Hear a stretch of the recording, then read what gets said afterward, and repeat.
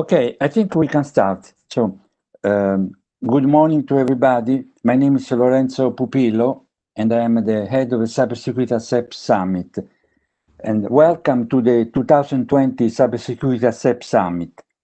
We are now in the third edition of this event. This annual gathering is becoming a cluster conference on the most relevant cyber issue in the EU. This year focus challenges for the EU cybersecurity.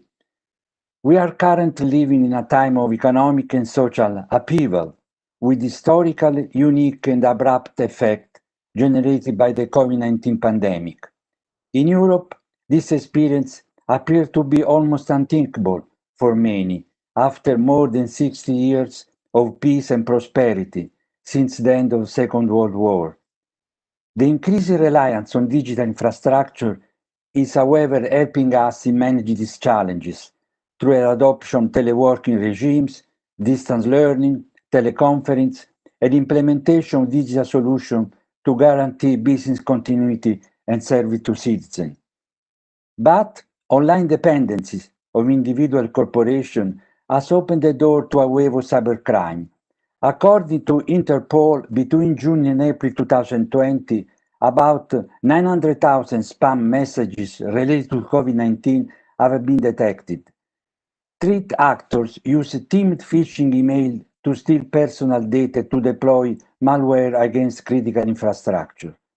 The latest NISA threat landscape mentioned that ransomware is on the rise. As the pay or get breached method continues to gain popularity among ransomware operators, new groups and extortion sites have consistently established a foothold in the ransomware landscape. But there are specific sectors particularly hit by the COVID-19 related cybercrime.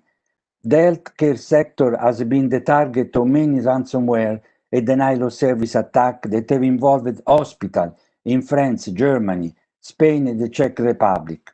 For the first time ever, a patient's death has been linked directly to a cyber attack in Germany. But also new sectors have become, during COVID-19, target of sophisticated attacks.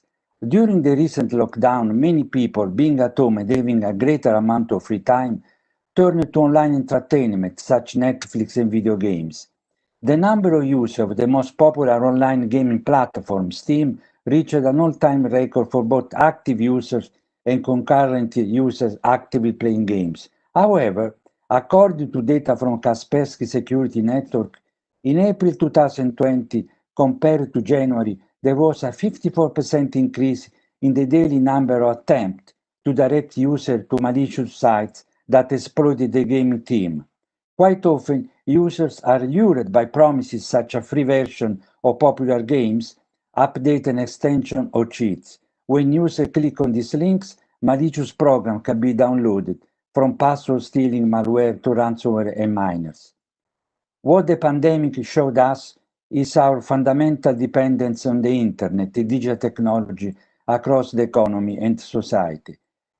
It has shows also that cybersecurity plays an increasing critical role in defending our economy from harm and create opportunities to enhance our prosperity, so far not yet fully exploited.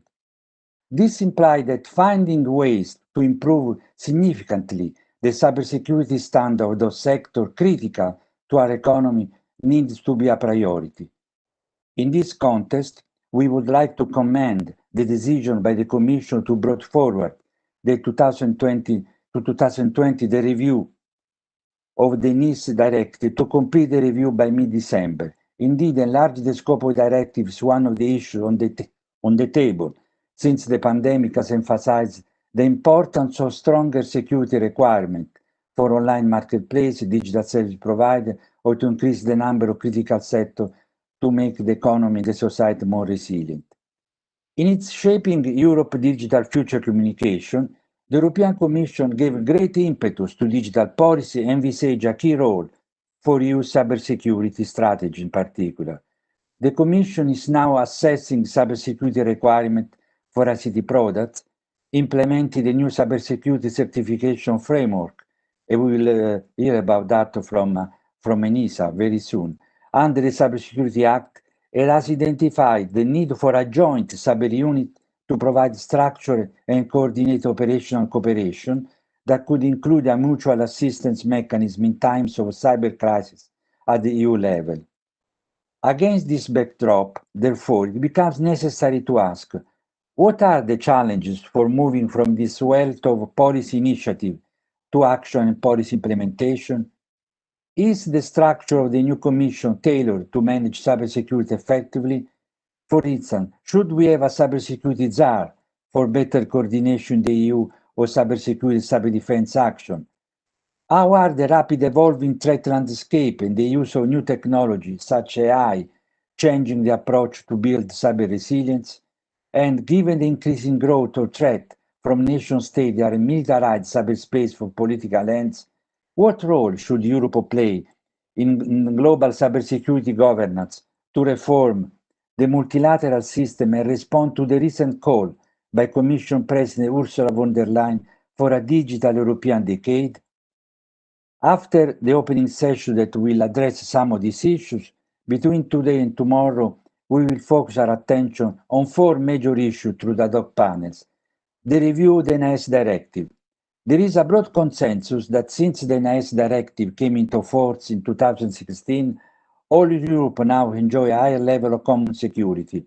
However, while the directive set concrete measures to enhance cybersecurity capacity building in the member state, there are new challenges coming from the evolving digital transformation of our society. Therefore, should the forthcoming review be a make-up of the current directive or bring far-reaching changes? Second topic, cybersecurity for ICT products. With software embedded everywhere, the exponential growth of IoT devices and the continuous blurring of the division between product and services, the ICT product market is posing new challenges to the government and the private sector to guarantee security of this product. Should we foster non-binding recommendation or moving forward a minimum set of security requirements? The interplay between AI and cybersecurity. CEPS is finalizing the result of the work of a task force on this issue that has analyzed the relation between AI and cybersecurity, but also cybersecurity for AI. How to make more secure AI. How to enhance the synergy between AI and cybersecurity will be assessed in one of the panels. Finally, global data governance and digital sovereignty. To achieve a genuine European single market for data, the Commission is working towards the creation of a European data space based on European rules and values. In this context, this panel will focus on the issue related to the creation of an EU-driven cloud and data service federation and its relation with digital sovereignty. The challenges ahead of us require a all-of-society approach. We need government, private sector, civil society, and academia to make a collective effort to raise our game.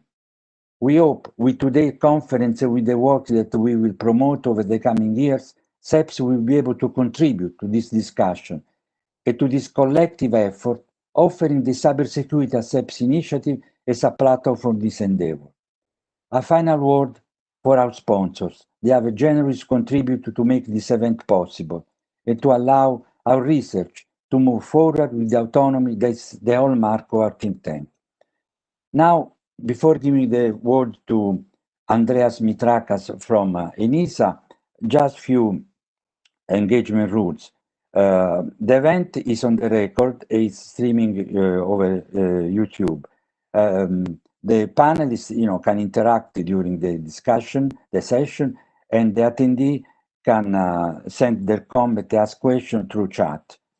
Okay. Besides myself, we have on board Carolina Polito from my team and Xavier Adidi that, from the communication team, they will support our effort today. Okay, now it's my pleasure to give the floor to, and the microphone, I will say, to Andreas Mitrakas, Head of Data Security Standardization Unit of ENISA. Andreas, the floor is yours. Thank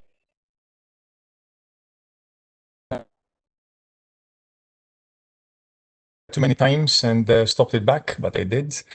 And I can now share also my screen, which is wonderful. There you go. You must be having a glimpse of my desktop right now, and hopefully I'll make it to the slideshow. Is the slide showing properly as you would expect it to do? I think. Yes. All right, wonderful. So, Lorenzo, thank you very much, and thank you to CEPS also for the invitation extended to Anissa. It's wonderful to be on the same panel with Raj and Lisa.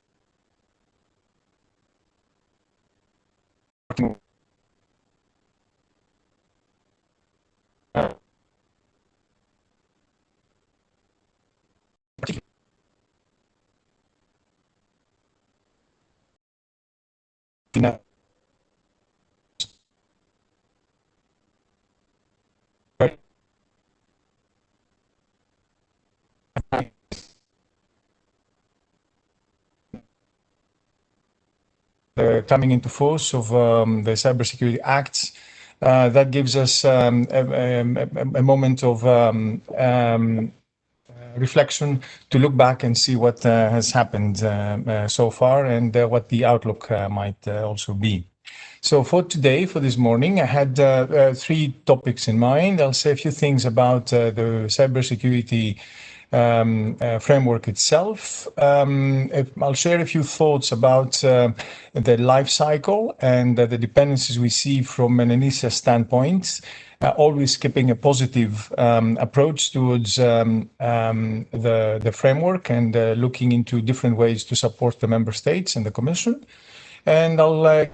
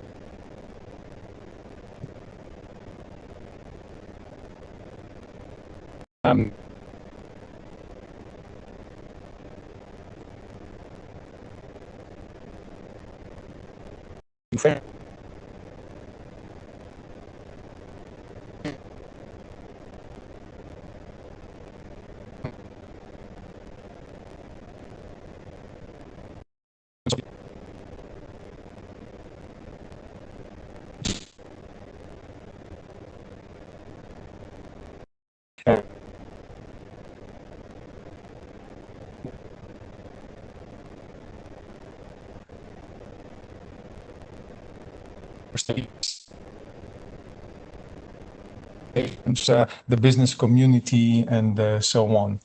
Importantly, this is a framework which has been perceived as by the legislator as a voluntary one. This is quite important because at this stage of evolution, nothing is becoming mandatory for the industry.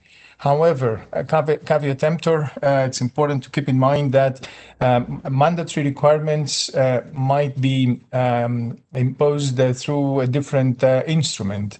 For instance, if somebody's in the business of issuing qualified electronic signatures, for instance,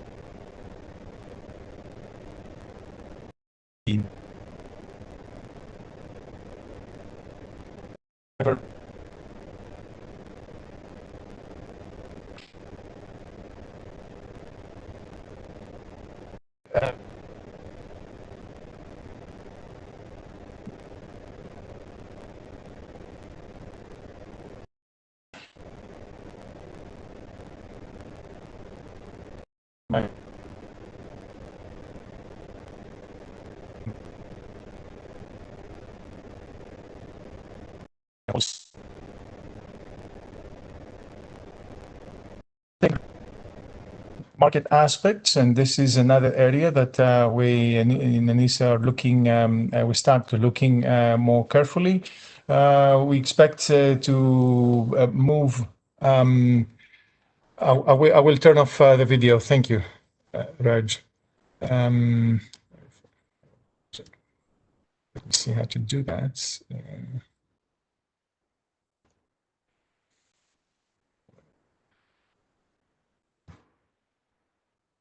All right. I will avoid doing that because I will probably waste your time. We have the commoditization of cybersecurity as it is. We currently take layered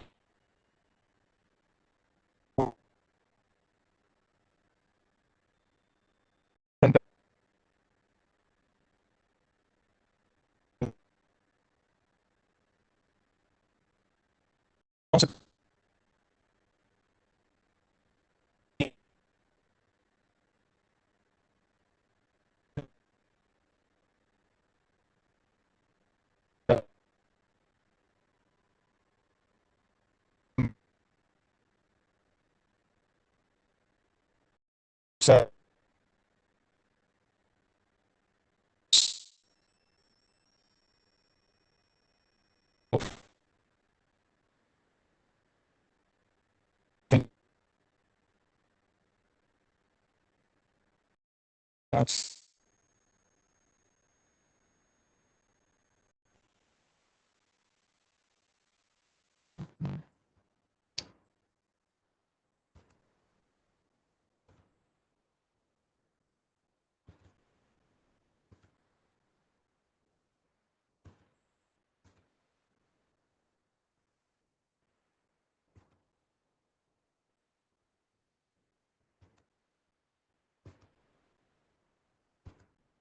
Is the sound so bad that you cannot hear me? Yeah, we cannot hear you. Now, maybe you should switch off your video. I don't know. Just try that. Yes.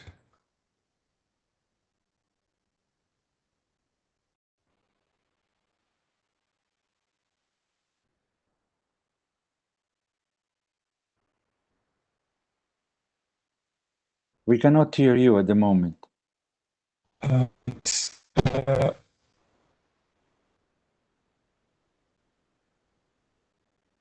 my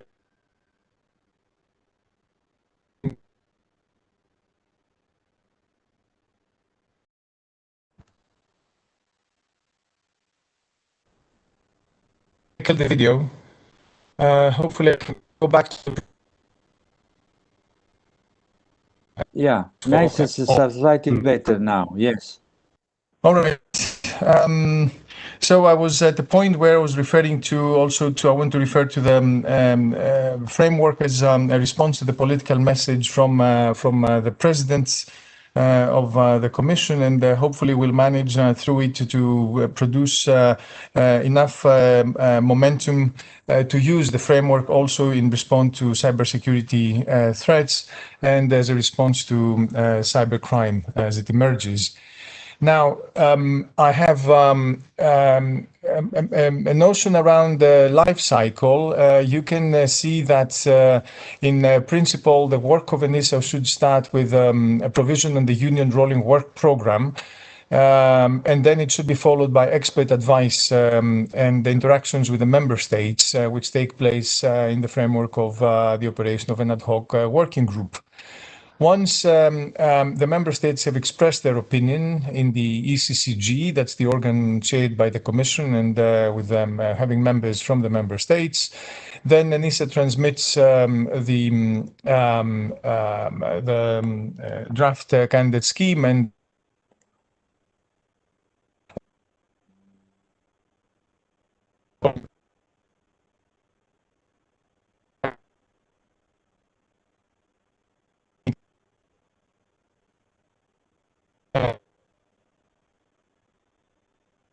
what we have thought of adding there is assess and hopefully determine assurance levels based on proposed risk assessment methodology. All that could be precede the Union Rolling Work Program provisions, or it could follow the Union Rolling Work Program provisions. However, it should happen before the ad hoc working group starts working on draft candidate scheme. Then we're looking into greater stakeholder involvement, and we've opened up the door to the ad hoc working group to the public authorities because their opinion really matters, and it has to be reflected early enough in the process. We're looking into robust user guidance, so the schemes would not be just thin layers of provisions, but more robust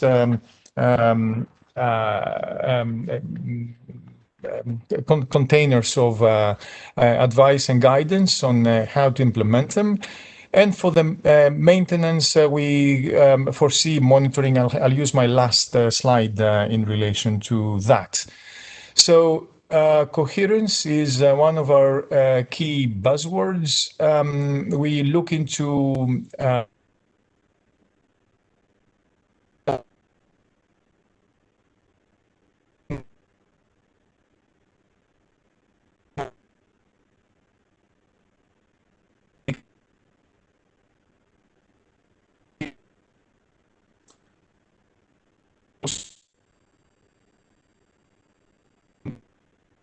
areas like a common criteria in the cloud into the more specific ones across the niche and market areas and the different sectors.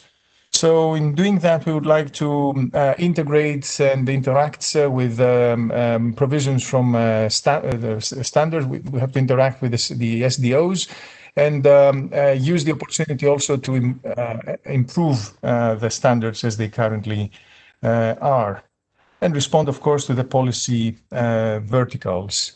In terms of a timeline, starting from about a year and a half ago, sometime in mid-2019, ENISA received the first request in relation to the EU Common Criteria scheme. Effectively by June this year, 1st of July to be exact, the draft candidate was published.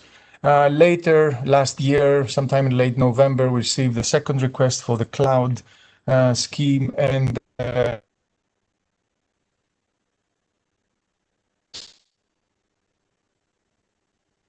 we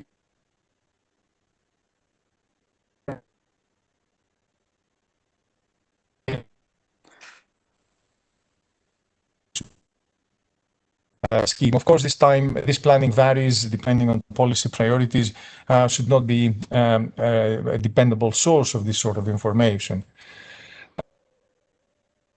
In terms of requests, the first one, as I mentioned, is related to common criteria. You can see that the member states have over 25 years of experience behind them since the early 90s, as it actually happens in working, collaborating in the area of common criteria, with one point of attention, though. In the SOGA-IS, which is the agreement governing common criteria currently, only a portion of the member states has participated. Therefore, an important challenge for the EU, for the EU draft candidate scheme, is to make sure that the draft candidate scheme works for all 27 members. And of course, it takes into account the views of the industry, developers, evaluators, and not just public authorities.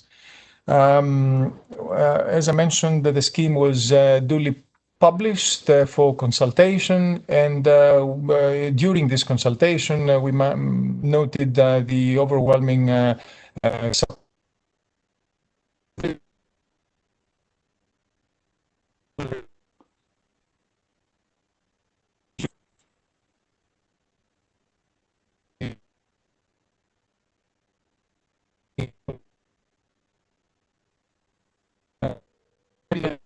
And also, let me move to the next slide. It's important to notice that beyond acceptance and recognition, the member states still see a reason of working together. They're looking to work for another period in order to facilitate the smooth transition. Transition is foreseen to last for the next for 2 years actually from adoption. I would move into the cloud services scheme updates. Effectively, there is we received the request that followed preparatory work at the Commission level. The Commission put a crack team of experts under the framework dubbed by the name CSP Trust, and they did an enormous amount of preparatory work, mostly building consensus around the different provisions, but also working with stakeholders in order to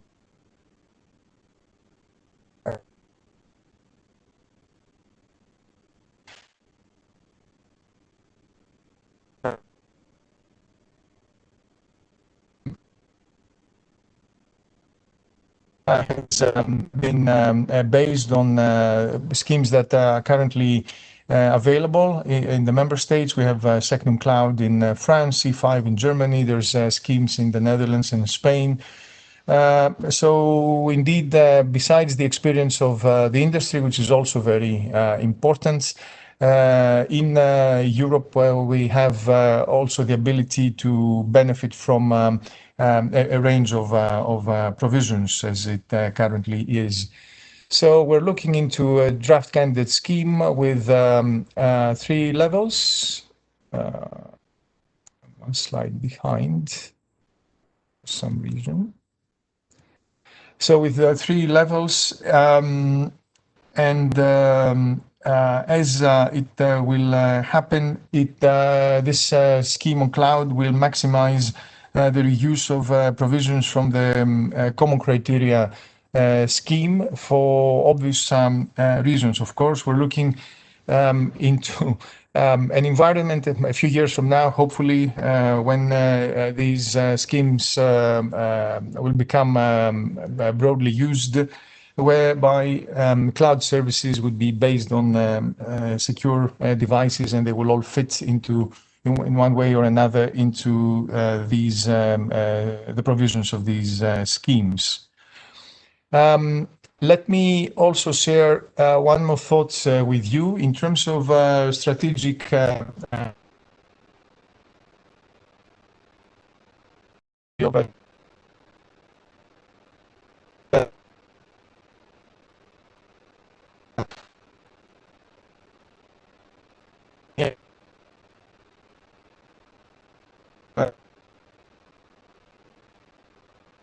essentially, we are looking into asserting the principle of measurable trust, complementarity across the different schemes, and the means to provide coherence between the regulatory framework and the different elements and processes that are put in place.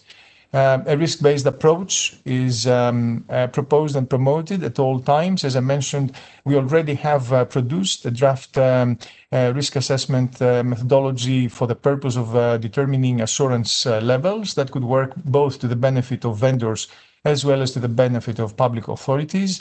We're working on a concept pilot in order to set this methodology on firmer grounds, and hopefully sometime early next year we'll be able to publish it and share it for further consultations.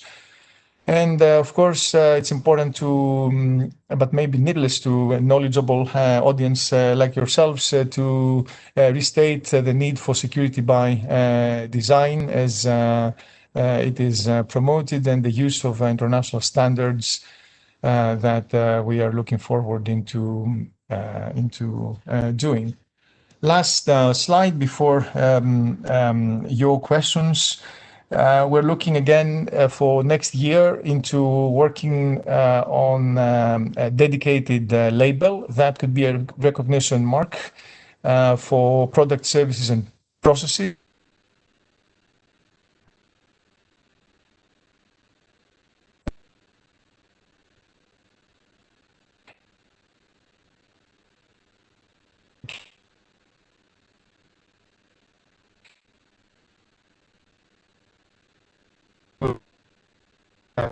Include useful user information, reliance information, and specific disclosures that could be made in relation to being certified under a scheme. Hopefully, to have a reasonable way of vulnerabilities management products and the like. I'd like to close my presentation and I look forward to your questions. Lorenzo, back to you. Thank you. Okay, thank you very much, Andreas. I don't see at the moment the question in the chat, so I will maybe ask if the panelists like Raji or Lisa have a question for Andreas.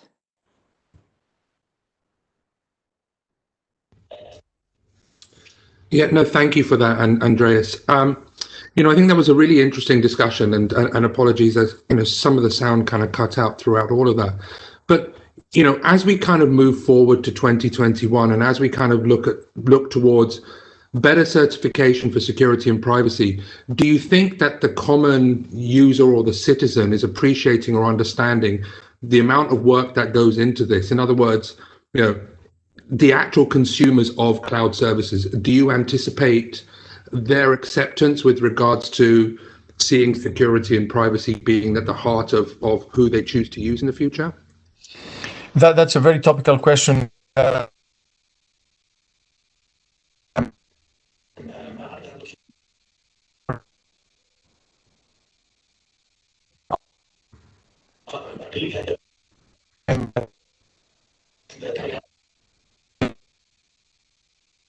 Find the cybersecurity market area to work on.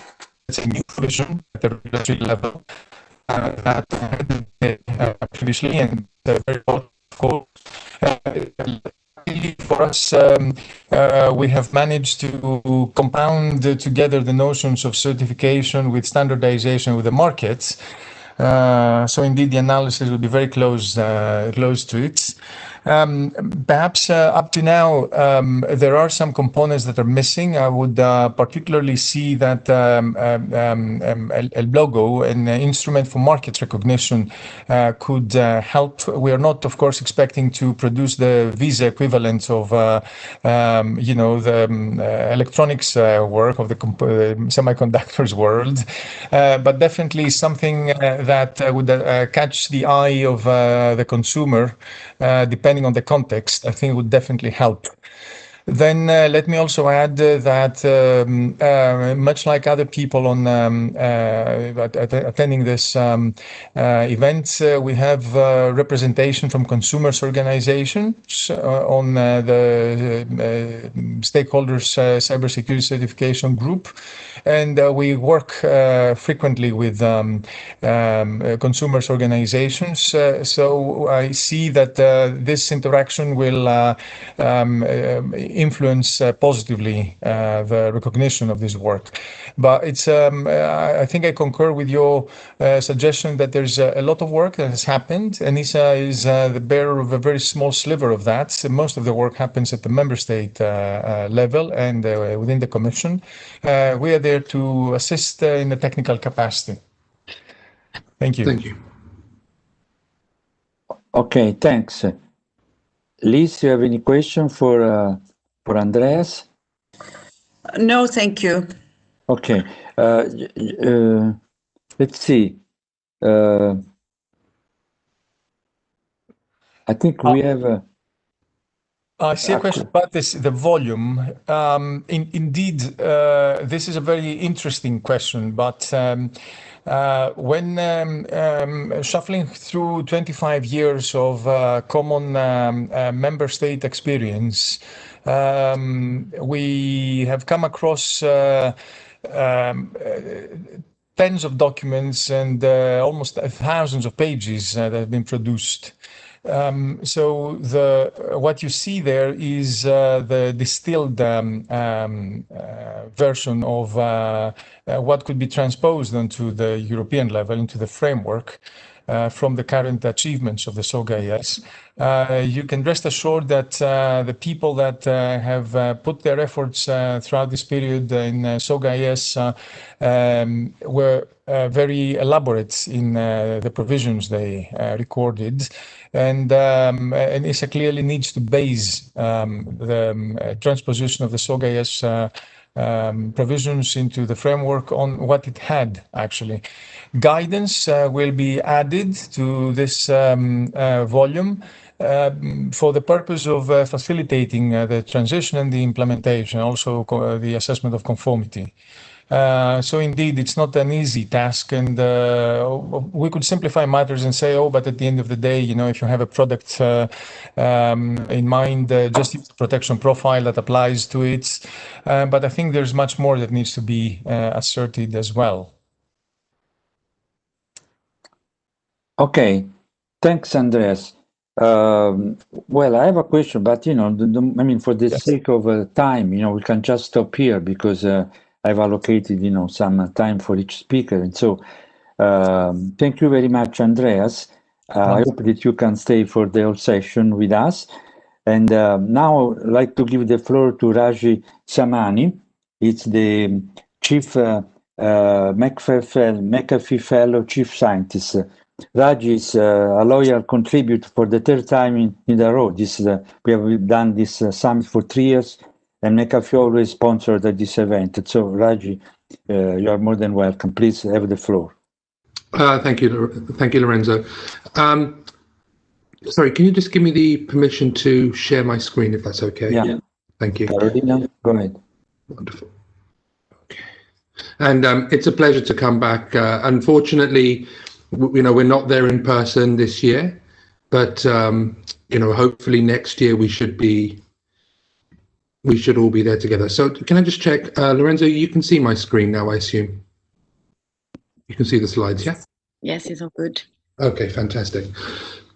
Thank you for having me back again this year. We talk about cybersecurity, and in a way, part of the reason I asked Andreas that question is, when we talk about cybersecurity, we use words like DDoS or APTs or, various different acronyms. And in many ways, I think the normal consumer, the person out there that we're trying to protect, doesn't really understand what we do. I mean, the irony is that cybersecurity is seen as an IT problem. It's seen as something that makes their computer run slowly. It's not something that necessarily people attribute to impacting their very life. I mean, Lorenzo kind of talked about the impact that ransomware has on the healthcare industry, but of course we know that that's just the tip of the iceberg.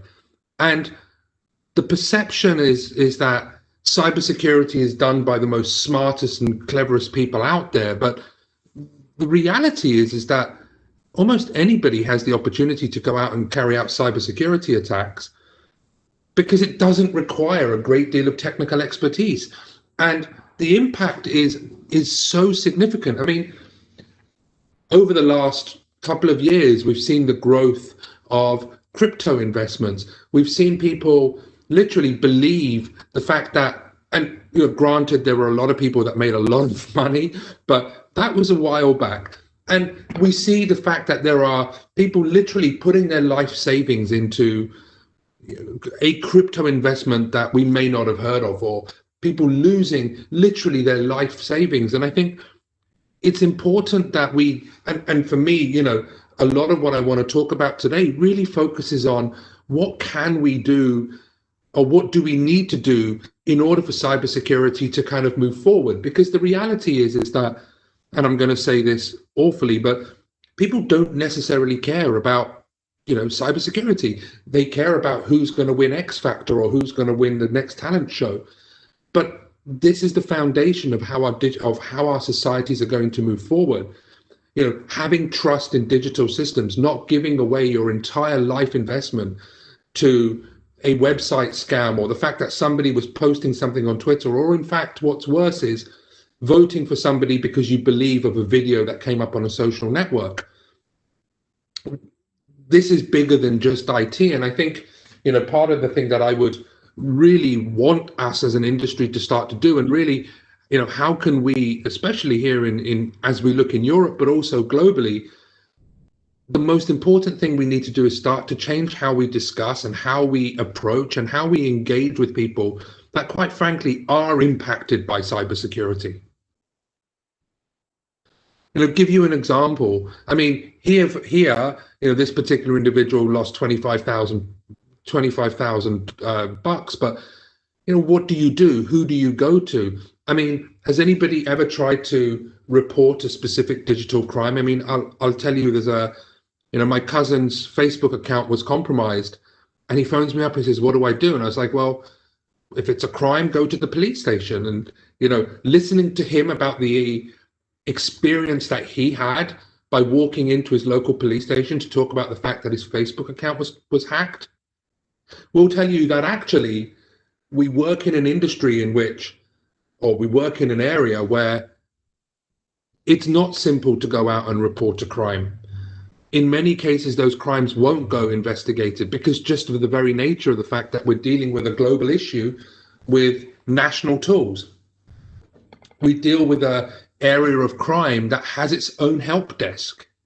I mean, it's utterly remarkable to think that occurs. And, the reality is that, anybody with access to a browser can go out and hire a hitman. I mean, that's the industry that we live in and the industry that we work in. And of course, as we kind of begin to look at what we need to be doing, for me, the most important thing we should start to do is start to calculate and really try to understand the scale of the issue.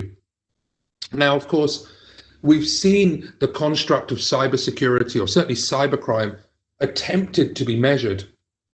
I mean, what is the impact of cybersecurity? If anybody can tell me, absolutely, we know that it's a difficult task to do.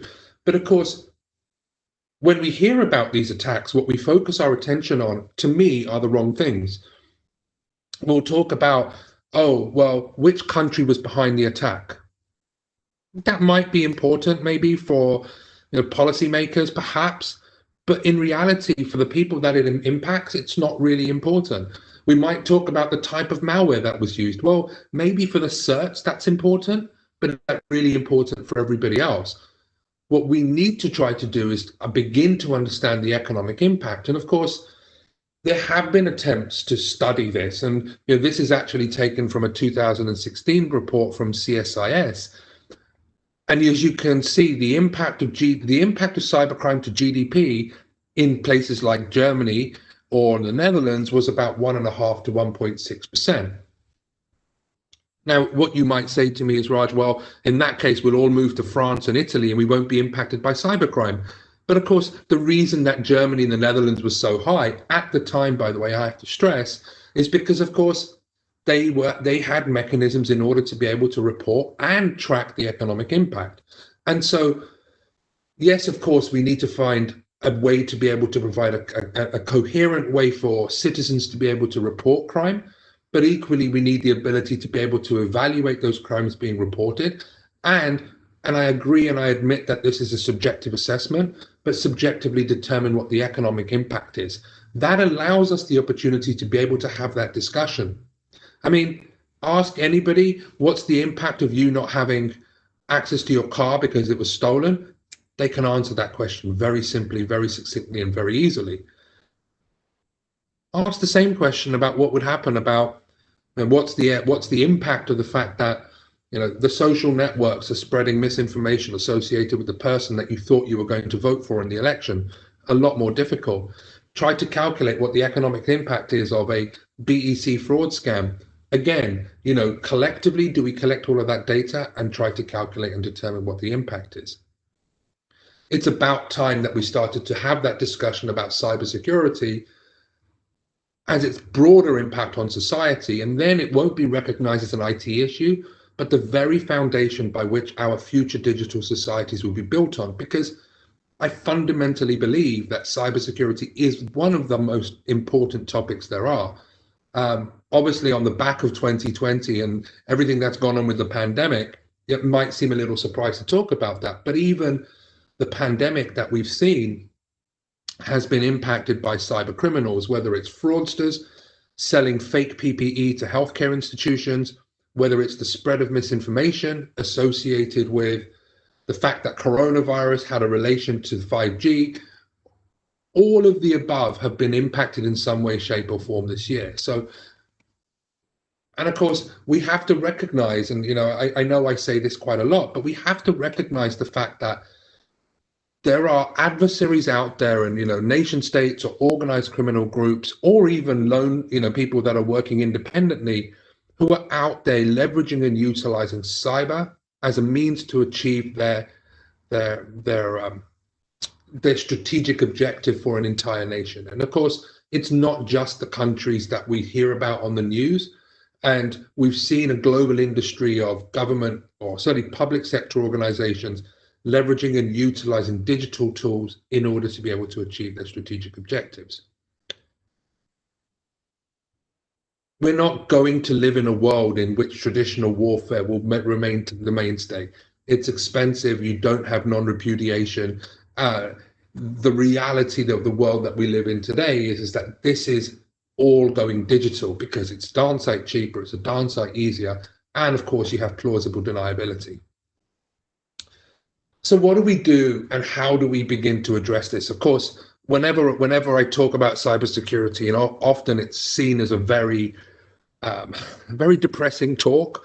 So I want to kind of talk about what we need to be doing moving forward. You know, we've heard the concept of public-private partnerships, and to me, that has to be more than just a marketing term. And you've heard me say this, you know, many times throughout the years. But a great example is, you know, working with security researchers to understand the devices that we're going to be leveraging and using, and making sure that those devices remain constantly checked for potential vulnerabilities. And you know, I'll give you a really wonderful example. And my team, the advanced threat research team here at McAfee, we actually did some work called model hacking. So we actually looked at the machine learning algorithms that were being deployed in early Tesla cars in order to be able to read speed signs. And of course, as we move towards a world in which, you know, in fact, I say to my 9-year-old son, I say, like, he's talking about, well, you know, what type of car would I want when I grow up? And I kind of have to remind him that it's unlikely he'll drive, because of course, by then we expect autonomous vehicles to be fully ubiquitous across the streets, certainly here in Europe. And of course, as we become more dependent on these technologies, we have to continuously undertake research to ensure that those vehicles remain safe and any vulnerabilities are identified and also plugged by us, the good guys, rather than found by the bad guys, or girls, of course. Now, in this particular research, we were able to compromise and modify how these particular Tesla cars were actually reading any particular signs on the road. And of course, this is important because, you know, with regards to the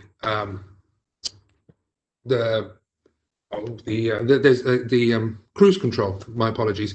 With regards to cruise control, of course, it's adaptive cruise control. And so if a car's driving down the motorway, it will read a 50 sign and it will adapt accordingly to that sign. So it will slow down to 50 or speed up to 50.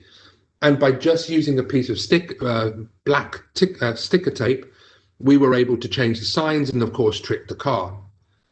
And that, to me, is an example of how cybersecurity research should be seen as a vehicle and really foundational towards the adoption of new technologies that we are going to depend upon within society. You want the McAfee Advanced Threat Research team to identify that research and work with Tesla and roll out the update rather than a malicious individual or malicious threat actors.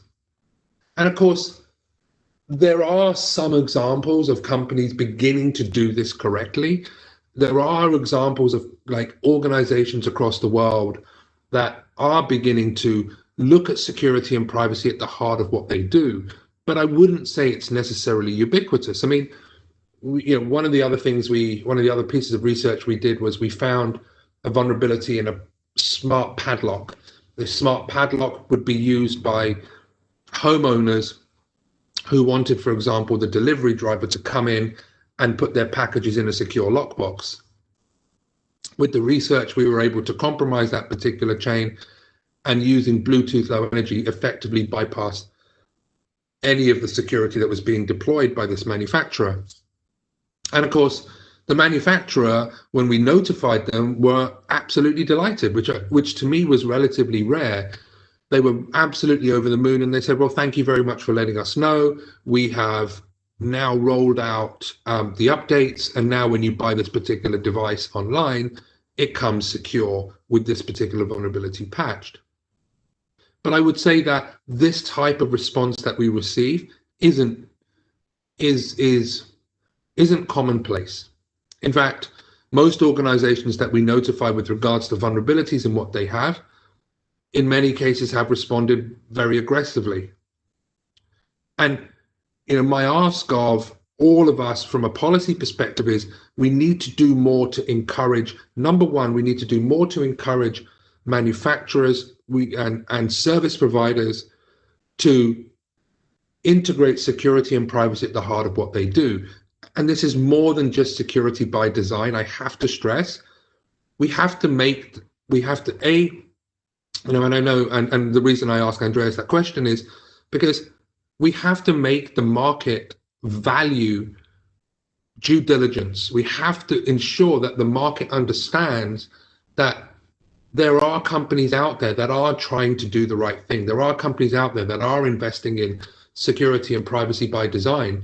And for me, the market has to reward them, but the market can't reward them if people have no understanding of what this actually means. And so my ask is that if we truly want a digital society that is built on the foundations of trust, which is imperative, especially because, as I said, my son's likely to be, traveling down the motorway at 70 miles an hour in a few years' time, and he's going to be dependent upon security by design or privacy by design. And I absolutely want to make sure that, and certainly he will, that we have done everything we can to ensure the manufacturers of those particular vehicles have been suitably rewarded to continue and increase their investment in security and in privacy. And again, this is not about security and privacy. This is about trust in the systems that we depend upon today, but that we will continue to depend upon in the future.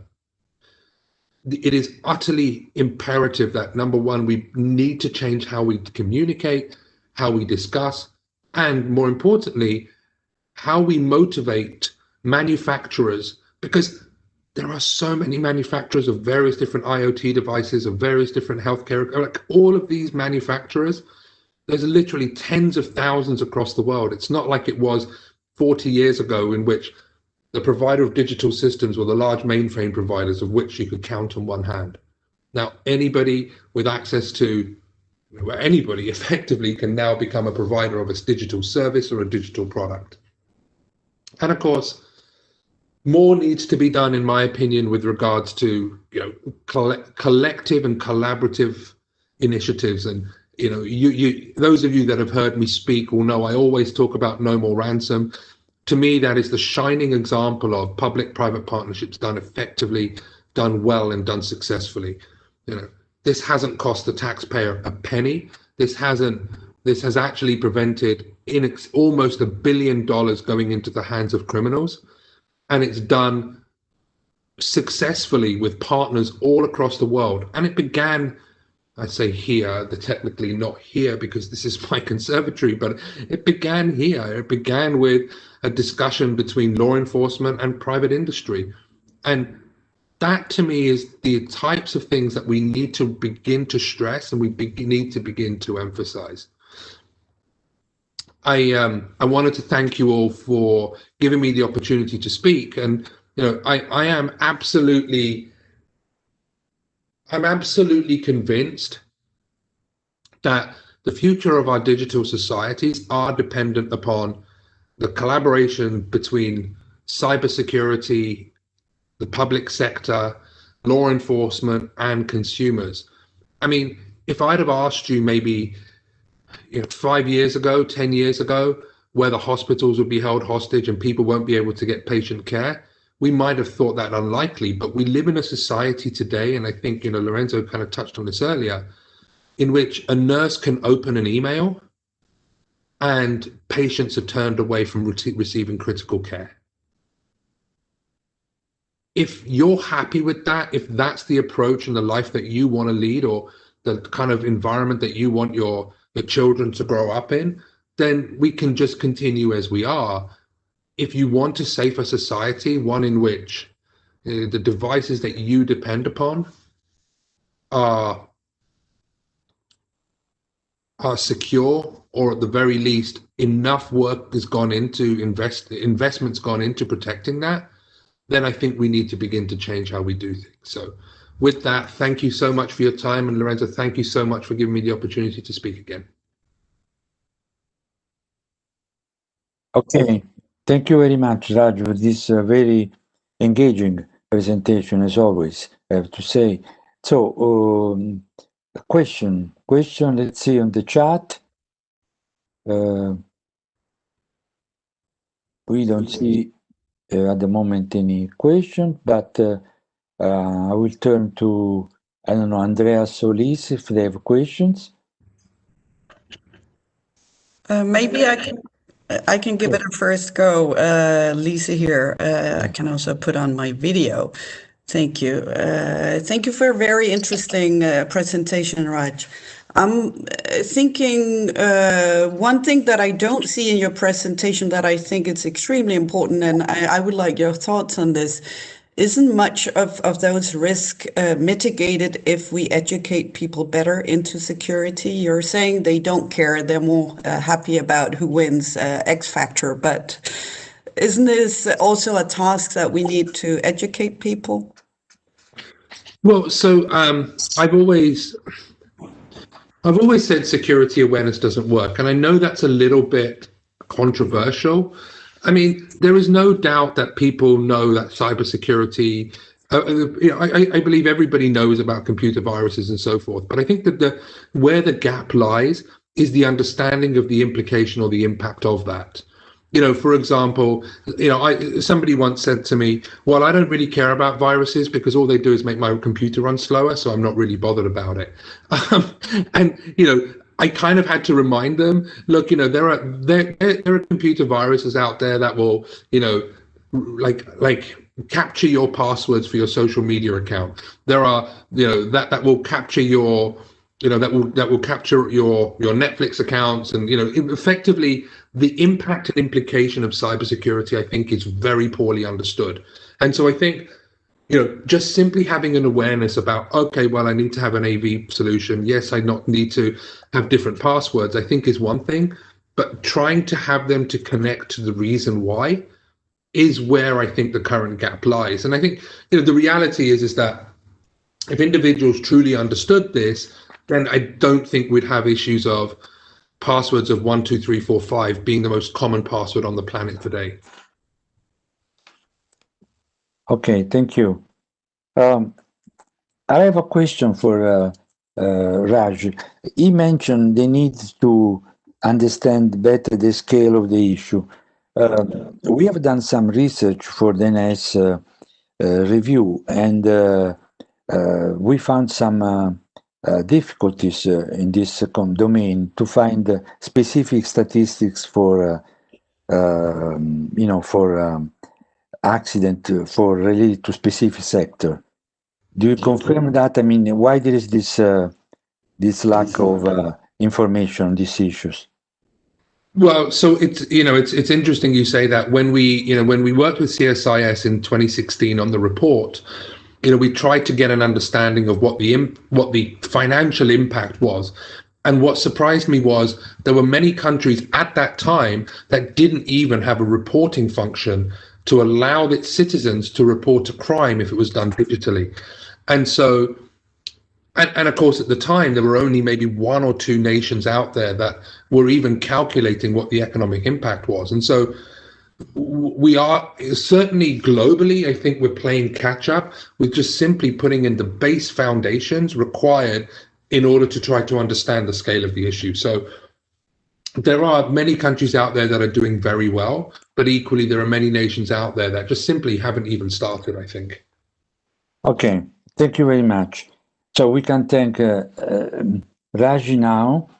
And before giving the floor to Liz, I would like to remind you that if you want, you can tweet messages, you hashtag at CEPS Summit. And so you can, send around your impression, the catchy word that you have listened to at the moment, and the basic message that you want to push forward. So now, let me give the floor to Liz Fur. It's the Director General of ETNO. Also, Liz, it's now it's already the second year in a row it's participating to our summit. We are very pleased of that. Okay, Liz, you have the floor. Thank you, Lorenzo, and also thank you to CEPS for inviting me to speak at this online conference. ETNO is the association representing Europe's leading telco operators. And you'll see me a lot around for cybersecurity conferences because exactly building and running secure networks is on the top of our priority list of our companies.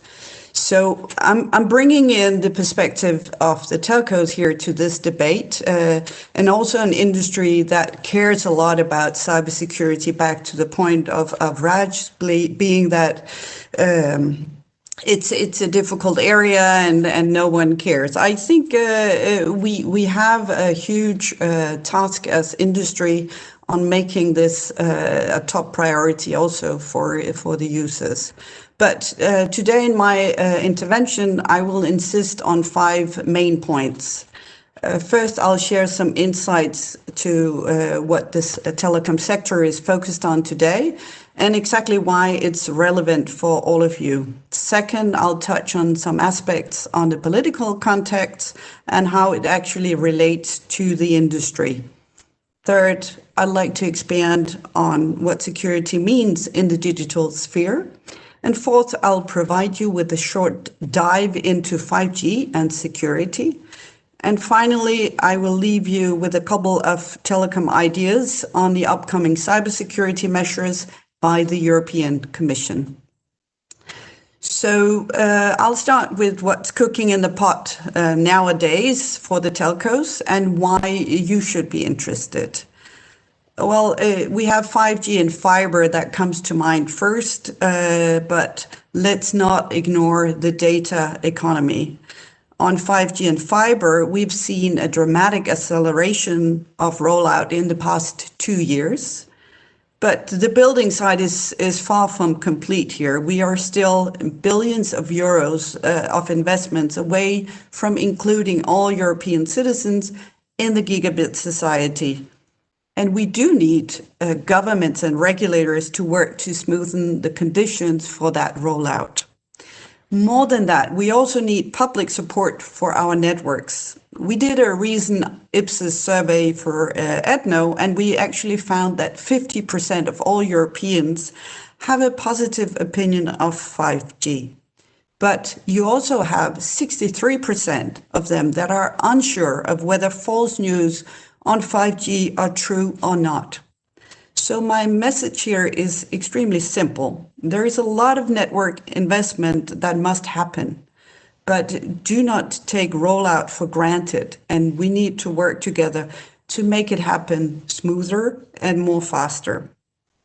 So our ability to actually be globally competitive and on delivering on sustainable economy is at stake here. So it's important to get the networks out.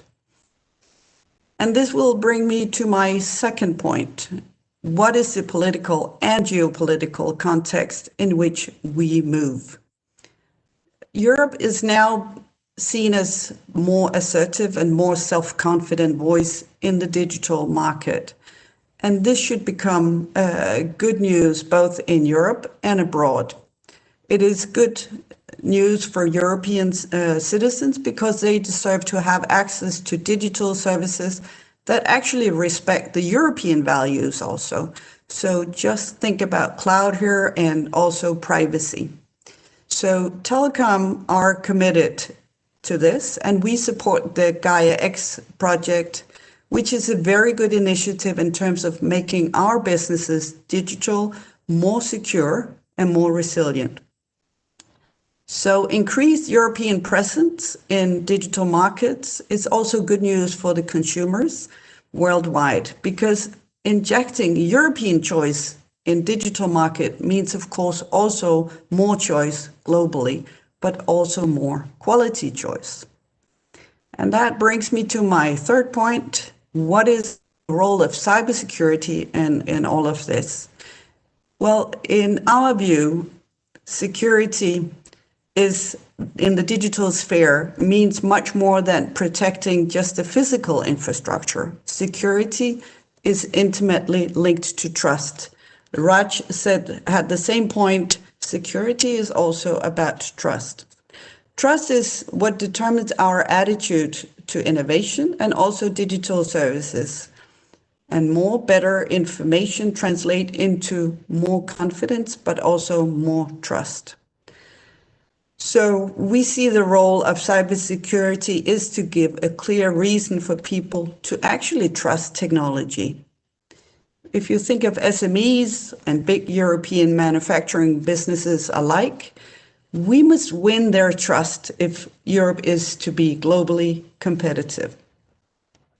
And at the same time, we as an industry must work to inform and educate audience.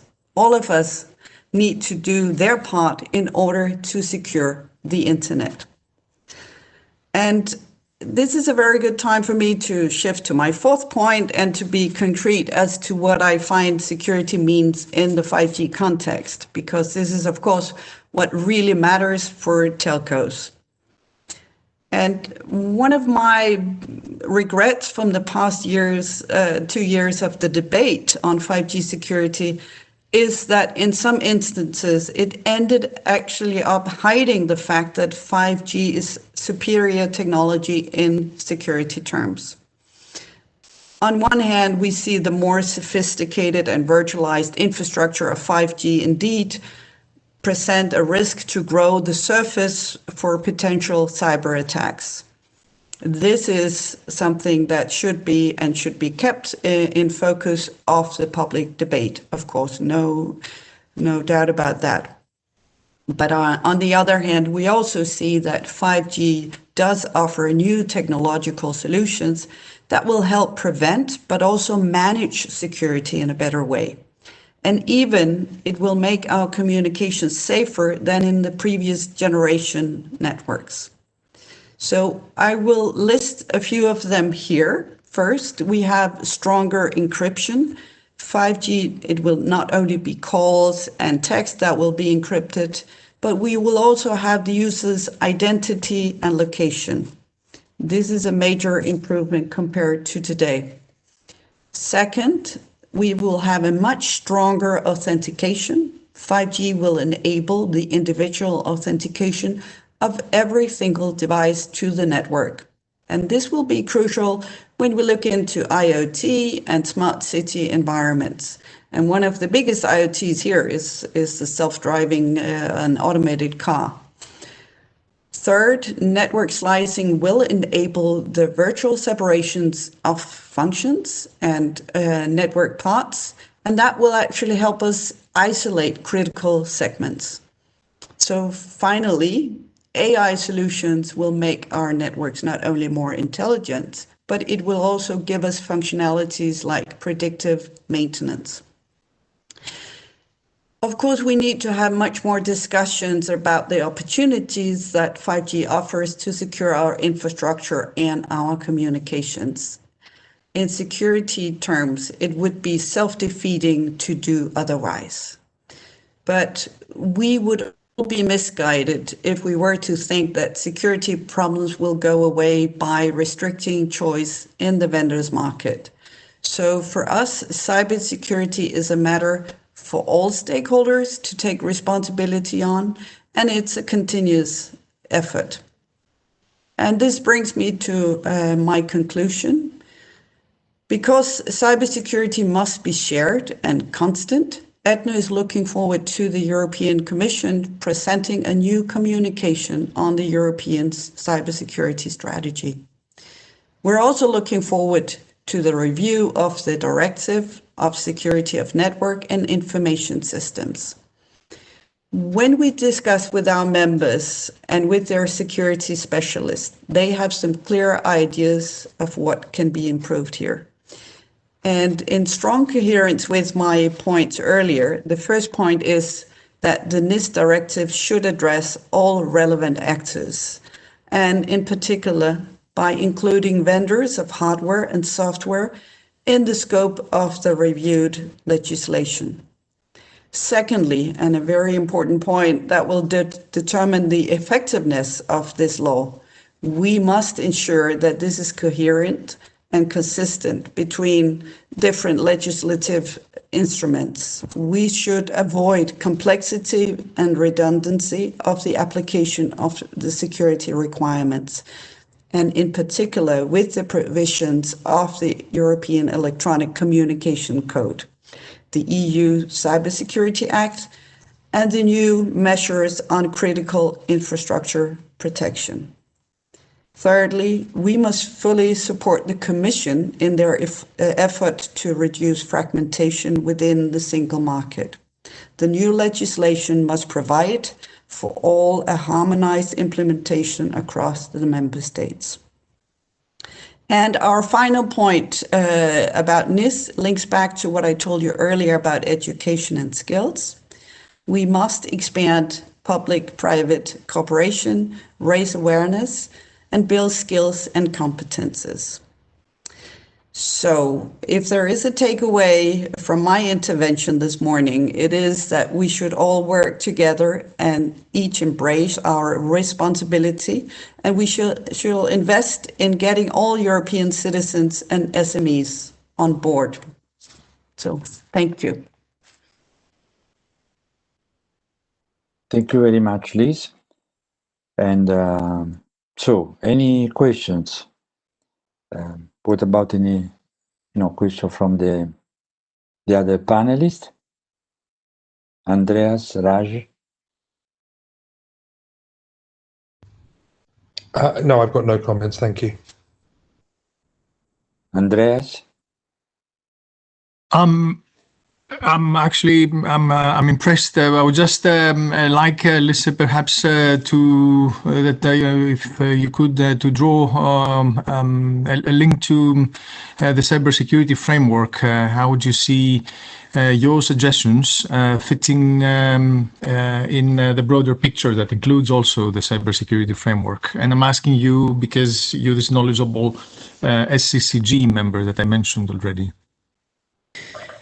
Well, from our point, we strongly support the SCG work, but we think, and when we look at what's happening right now, we see there are a lot of tendency ongoing. We have a sector-specific regulation that also embraces security.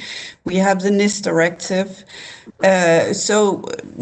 But as telcos, we're also looking at a NIS directive that is not including the vendors, the hardware and the software suppliers.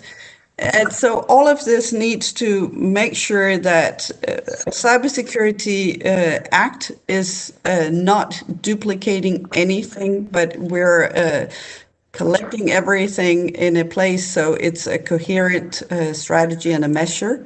From our point of view, we find that there is a great risk at the moment, because we have those scattered regulations all around, that we will have redundancy in regulation, but also we will have the regulation that is not clear enough. So we strongly support a clear and coherent cybersecurity strategy. Yeah. Thank you.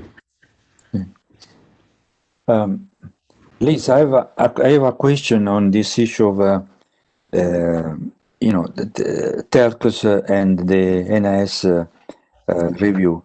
As probably you know, already, since the first since the NIS directive came into place in 2016, already 8 out of 12 member states that have added additional sector put also telecom as one of the critical sector, okay, in the next review. And this is one of the issues that's under discussion. We have seen that also in the public consultation and so on. Now, I mean, I would like to understand better, your point of view, because from one side, I definitely think that having, let's say, all the cybersecurity, accident, breaches, and so on, under, let's say, the same type of legislation would help in terms of, reducing duplication and so on. At the same time, there is this issue, of course, that we should avoid to have like double requirement from operator. So I would suggest, let's say, would you, let's do this, would you be interested in being part of the NIS directive and maybe amend the electronic code for the same requirement? From our side, we have lived with the NIS directive for a long time, and we have also complied both with the code and the NIS directive. I think those are extremely important. We just see, as the world is changing, we have a 5G toolbox, we have the NIS directive, we have the code. We're seeing different efforts being made, and it's extremely important, and it's important we have a focus on security. I love the security by design built into everything, but we are having the member states implementing things in different ways, and this creates issues for the ETNO members. So what we would like to see is a stronger harmonization throughout Europe on these issues, because this will bring much better security and much better certainty to the industry. For now, the implementation, when it's different in each member state, it brings it enhances the uncertainties for our members. And I also saw a question in the chat asking me about the institutional fragmentation.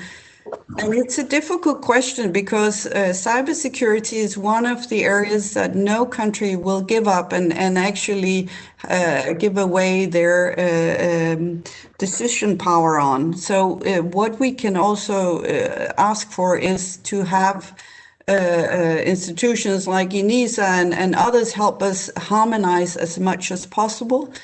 And then we'll have to work it from there. But luckily, what we see is that cybersecurity has a strong focus in the member states now. And with the pandemic, it even increased. And for us, it's a positive thing that you see that governments are caring about this. Okay, good. We also have another couple of questions, and so I think they're for Liz, and whether internet protocols are needed to enhance cybersecurity. And there is also another comment saying that it's arguable, like he argued that software vendors are included in the NIS directive scope through the inclusion of the cloud sector as DSP. So what would be the added value of adding incident reporting requirement to this sector? Thank you. First, on the internet protocol, of course, internet protocol is also extremely important in cybersecurity. But that's a different system. It's working in a different way because of the structure of the internet, whereas telco networks are much more local. The internet is, of course, global. On including the software and hardware vendors in the NIS, of course, from our point of view, whenever you have a value chain, you need to make sure the whole value chain is included. And the more our networks are becoming softwareized, the more important it becomes. And with 5G and even 6G, the new technologies will actually have a new structure. It's not as physical as they are today. So they will be much more softwareized and run by a much more centralized way than they are today. So we need to make sure that everyone in the value chain is included in the security requirements.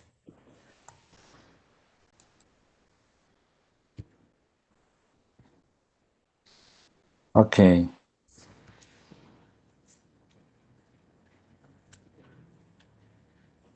Any other question? Yes, I would also would like to remind the audience that they can send a question to all panelists so that everyone would see it. But I have another question. Do you consider also the possibility of an horizontal legal act that is designed in accordance to the NLF and sets horizontal CSY requirements for economic operators, in particular the manufacturer of products and solutions?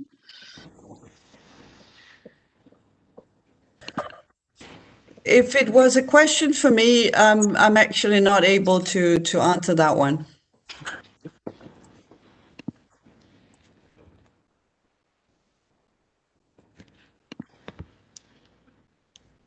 Okay.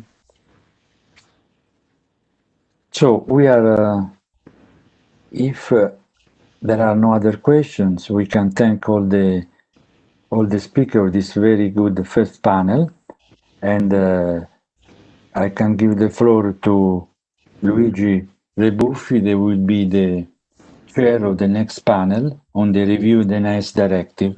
We have 5 great speakers here, and so we definitely will enjoy next session. Okay, thank you very much to all the panelists, and I will give the floor to Luigi Rebuffi. Thank you, Lorenzo.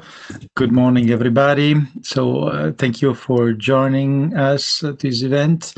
And we are going to have this first panel on the review of the NIS directive, so make up for reaching changes.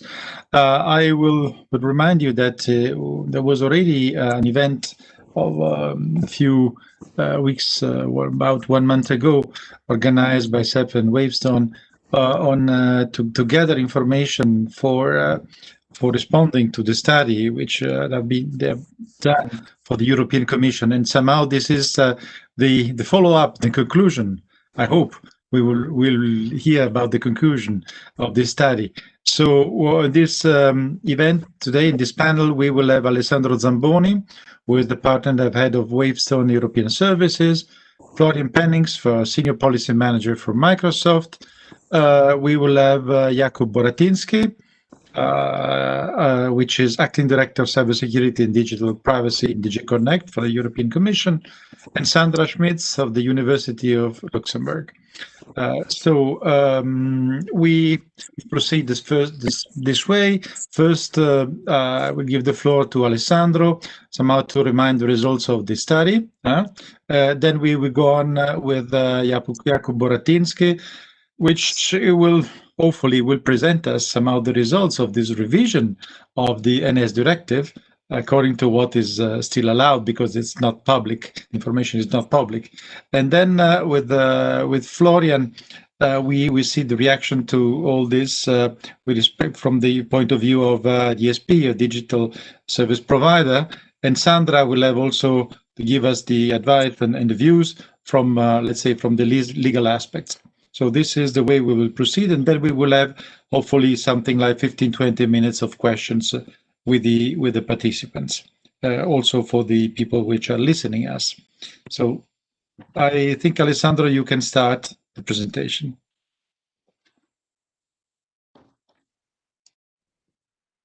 Thank you very much, Luigi, for the introduction, and good morning, everyone. First of all, I would like to thank CEPS for organizing, this event.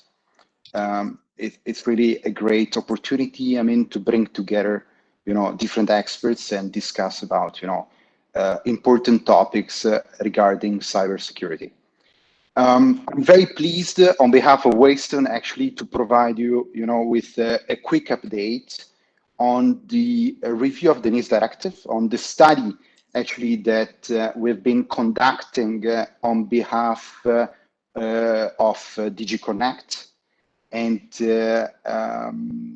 this is actually a joint effort of Waystone, CEPS, ICF, and also additional experts like the University of Luxembourg.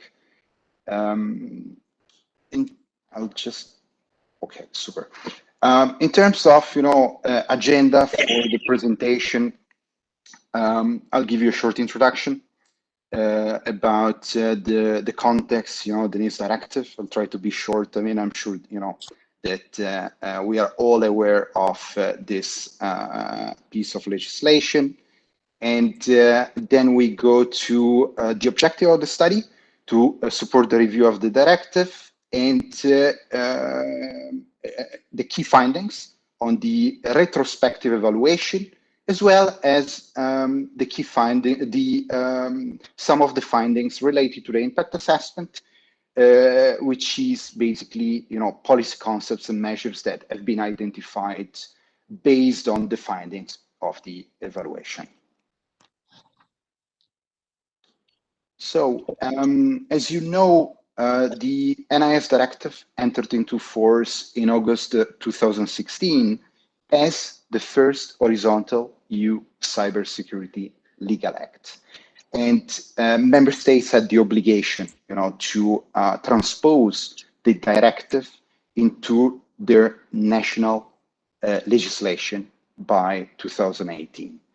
If we look at, the key goals of the NIS directive in the medium and long term, we could, I would say, summarize them in three main aspects. First of all, the NIS directive aimed to improve cybersecurity capabilities at national level.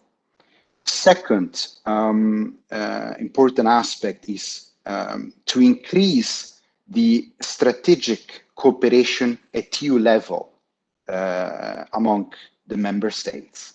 And third is to establish risk management and incident reporting obligations for both OES and DSPs. If you consult the directive, you will see that in Article 23 of the directive, there is a clear requirement related to the review of the functioning of the directive, which should be done by the European Commission periodically. And the latest Commission work program as well announced that the review of the directive should have been conducted by the end of the year. And as I mentioned at the beginning of my presentation, jointly with our colleagues from CEPS and ICF, we were in charge of carrying out a study to support this review. In a nutshell, this is a back-to-back evaluation an impact assessment, which combines a retrospective evaluation with a forward-looking impact assessment. And as you know, the regulatory impact assessment requires, the design of future policy options that were derived from policy concepts and measures that have been, identified in the course of the study, and that could contribute to increase the level of cyber security at European level in the future. Of course, in order to execute such a study, and in accordance, to the guidelines provided by the European Commission on policymaking activities, more specifically on better regulation, we conducted, very intensive consultation activities with different stakeholder groups, from member states to OES, DSPs, and we also supported the European Commission in conducting the open public consultation.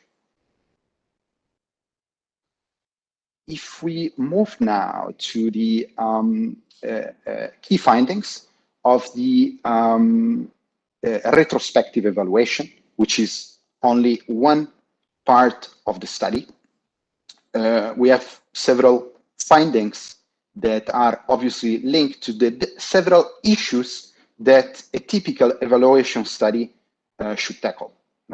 So we have issues related to the relevance of the directive to the current problems and needs. That's why one of the main problem that has been stressed by different stakeholders is related, for example, to the increase of the magnitude, frequency, and impact of security incidents. And another relevant problem highlighted as well by the study is the lack of common requirements on OES and DSPs as well. If we base as well if we look also at other feedback we have received from the different stakeholders, they mentioned actually during the consultation activities that about additional sectors actually that should be covered by the directive. And just to mention a few, we talk about electricity production, emergency services, waste management, data centers, among many others. And if we look at also other important findings of the retrospective evaluation that are instrumental as well to the design of future policy measures, the discrepancies related to the identification and requirements for OES is another important aspect that we would like to highlight. And this is indeed impacting how OES operates then across different member states. As I said, this study is a back-to-back evaluation and impact assessment, and based on the lessons learned and problems, as well as evolving needs from the stakeholders, we could also map potential solutions from a policy perspective. And we try to summarize, the key policy concepts and measures that we considered for actually as a basis and a foundation, I would say, for the impact assessment and for, I would say, designing as well the policy options that are indeed the basis for the impact assessment. And indeed, improving for example, the definitions of OES and DSPs is one of the policy concept and measure, I would say, that we should consider based on the key findings of the evaluation. indeed, there is a need, for example, to improve the definition of digital infrastructure. If we look at Annex 2 of the directive, it is mentioned that some specific entities, like Internet Exchange Points and DNS, but not others as data centers. That's why I wanted to highlight today this as an important as well policy concept and measure that could be considered, that it has been considered for the impact assessment.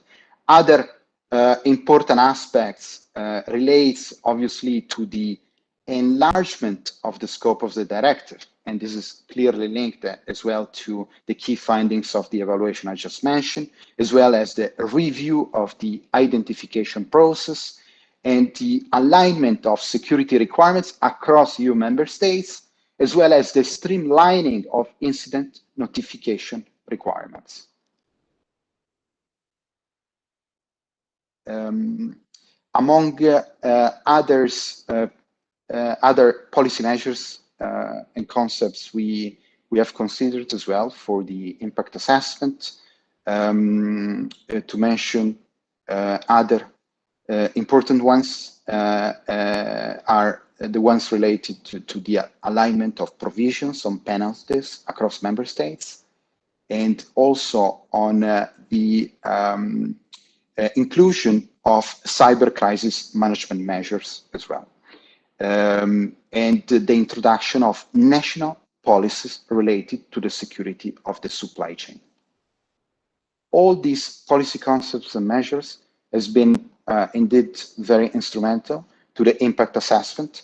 We tried here to summarize the key steps, I would say, of the regulatory impact assessment. These are the key building blocks for the study we conducted. We started from the problem definition, and this is actually the baseline, and the retrospective evaluation provided evidences on the scale of the problems and the underlying drivers regarding, the main problems we have identified in the domain of cybersecurity of this. And these problems were indeed very instrumental for defining the policy options and the related policy measures and concepts.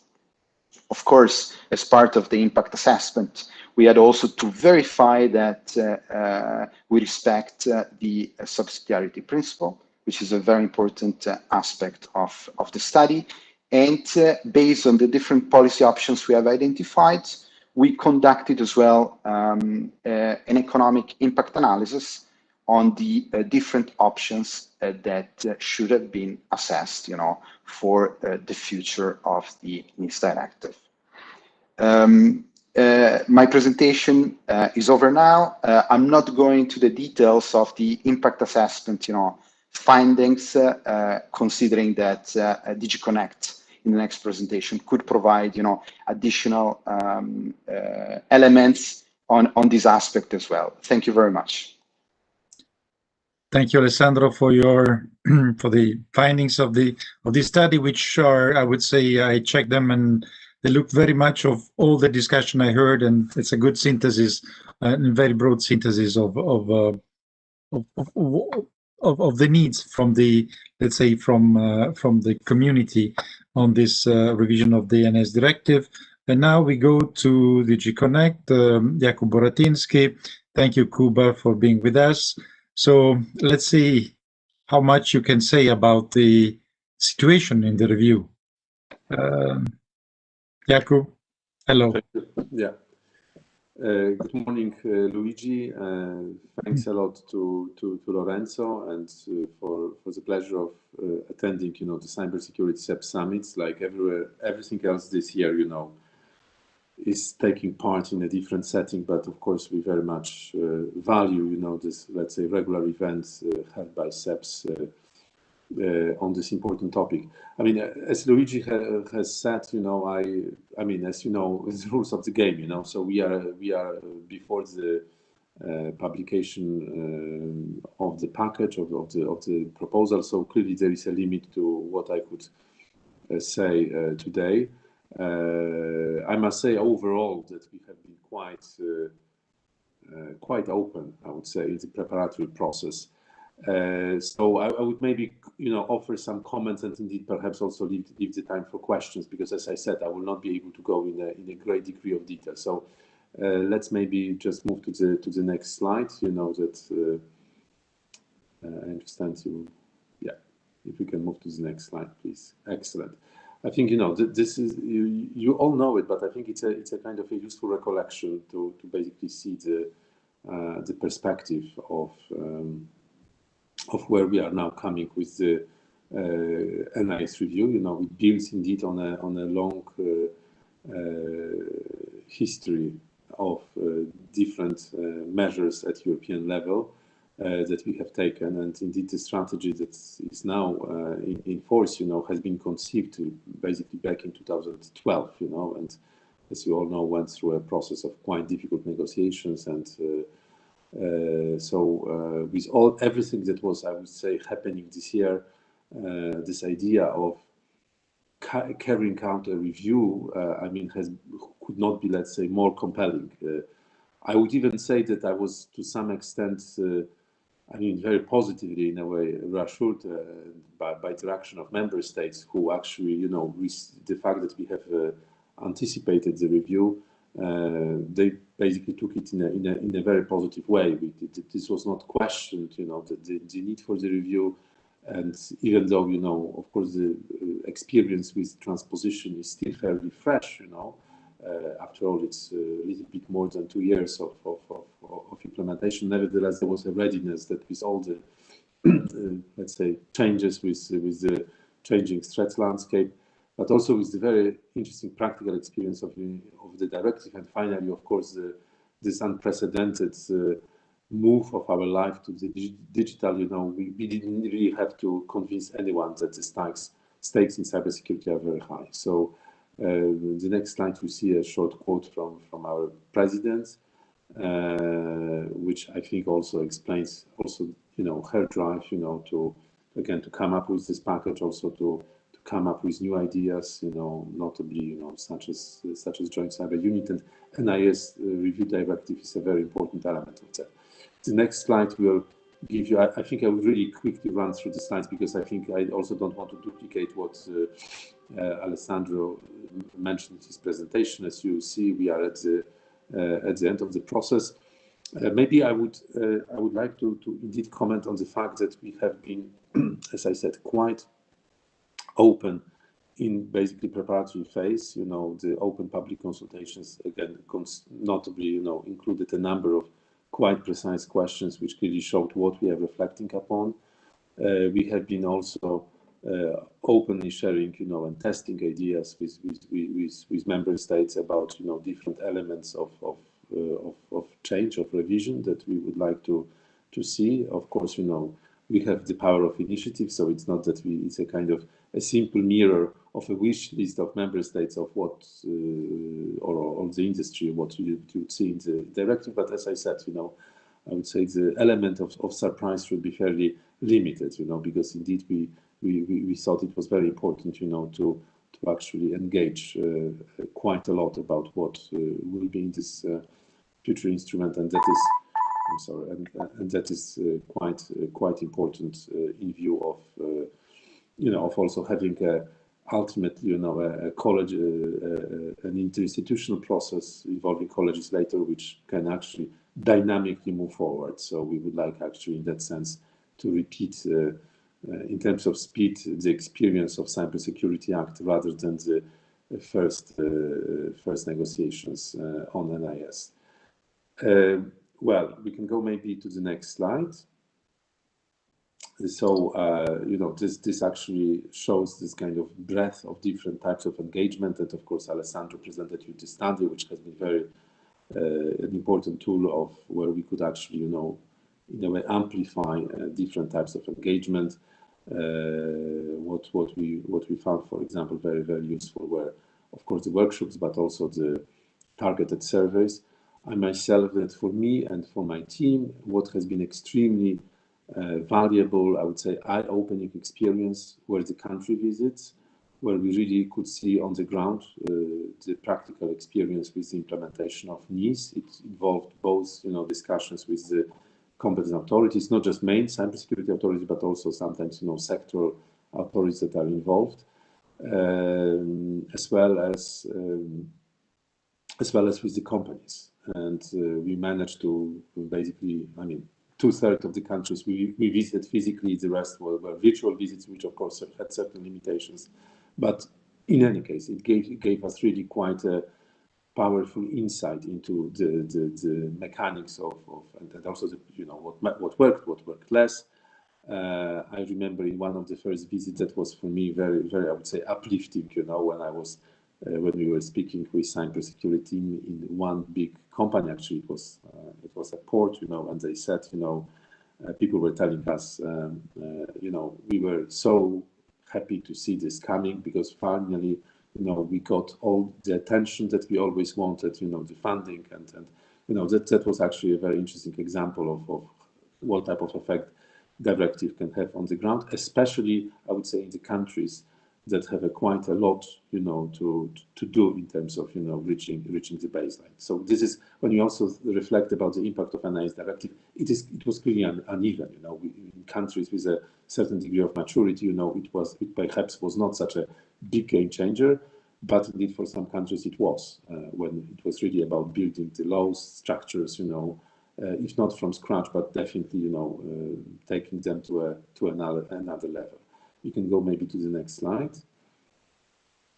Well, this is our, I won't say famous, but this was our OES report, which actually goes to the heart of what is indeed one of the issues that is key areas for evaluation and also for that you want to address as part of the review is the way we identify companies in the scope. So this report was already published last year. And this was very interesting also element because it showed at the time, the awareness. The idea of this report came actually from the European Parliament, who was quite concerned about the method of identification and method of determining the scope. And indeed, this report has, as confirmed, the problems that we have been anticipating. Generally, the high degree of divergence across the EU, which in our view was not, let's say, fully justified by national specificities. Okay, we can go to the next slide. So I think this really, corresponds to what Alessandro showed to you. So I don't want to dwell on this. This is basically, the areas main areas of the directive that we were looking into. So we can go to the next slide. Yes. So this is actually important that we also see this at a, let's say, high level. What we really want to what we really want to ensure. Coming back to the original objective of the NIS, is to achieve high level of cybersecurity in Europe. In the language of NIS 1, it was, let's say, security of network information systems. That we can do indeed by, on the one hand, looking broadly speaking from a, let's say, strategic perspective, where actually through that means we can actually enhance cyber resilience in key economic sectors. But also we have been definitely looking into, certain elements related to our response capacity and preparedness, and that actually also reflected, I think, ongoing developments with member states. When indeed there is a, following the Blueprint recommendation of 2017, there was a very important process with member states taking ownership of this, with recently creation of Cyclone Network, and there was also a readiness that we want to include those elements here. The question of indeed reducing fragmentation, assuring level playing field, and making this instrument, I would say, a more fully fledged internal market instrument. It is for us, of course, an important consideration. so move towards harmonization, but at the same time, of course, we are aware that there are specificities, and it is also important, not to, how shall I say, constrain those who want to actually go even further, in terms of cybersecurity. And last but not least, of course, as cybersecurity becomes mainstream, as cybersecurity becomes part of different sector policies, it is extremely important we ensure coherence with other sectoral instruments, with European legislation, and we also drawn the lessons of how, let's say, imperfectly the lex specialis function under NIS1. We can go to the next slide, please. Yes, so these were the options. I think we can skip that. Well, these are, and again, I saw this in the basically slide of Alessandro. As I said, I cannot say too much, but talking about the sectoral scope, you saw what things we have considered as part of public consultations. So this is definitely the direction of travel.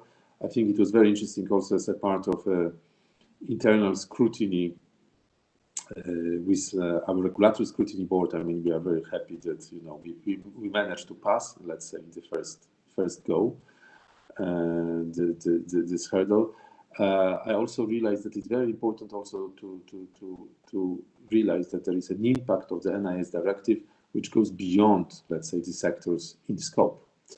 What I mean by this is that we want to, have a basically an ecosystem, and the NIS directive is contributing to this when we have, let's say, a more robust national cybersecurity policies. And if you take into account not just NIS, but all the investment that we hope to achieve in the area of cybersecurity with Digital Euro program, but also with the national recovery programs. I just had literally today, this morning, conversation with one of the member states about this, and I have been extremely, I must say, reassured to see how big chunk of this, let's say, spending on digital that particular member states is now considering to invest in cybersecurity.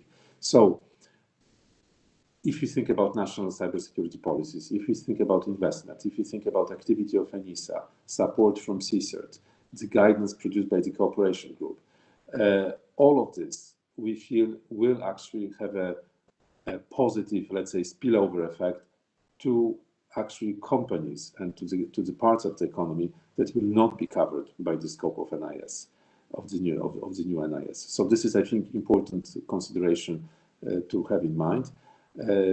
As you know, we have been considering to actually generally replace to a considerable degree the current case-by-case identification with a more sort of simpler, let's say, criteria. At the same time, of course, we are aware that there is a need for some degree of flexibility. So we are trying basically to kind of have, in a way, both in the new instrument, but in any case, clearly extending sectoral scope and actually making sure that it's kind of crystal clear who is in the scope for the great majority of entities. The issue of, I think, proportionality is quite important, and that is also why there is this reflection on possibly having two types of regimes for type of entities.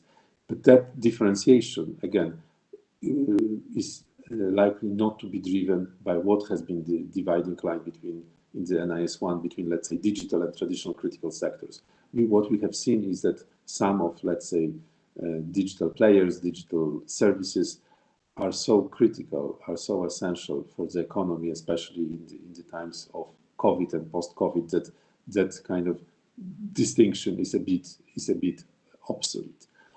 The issue of streamlining risk management measures and reporting obligations, again, we think that there is a room for more alignment, more harmonization, yet at the same time safeguarding what we believe, is really the pillar of the reasonable, proportionate approach, which is a basically risk-based approach. So ultimately, companies at the end of the day should have a room of maneuver of what they do, because they are carrying out, the risk assessment, which basically informs, the choice of policies.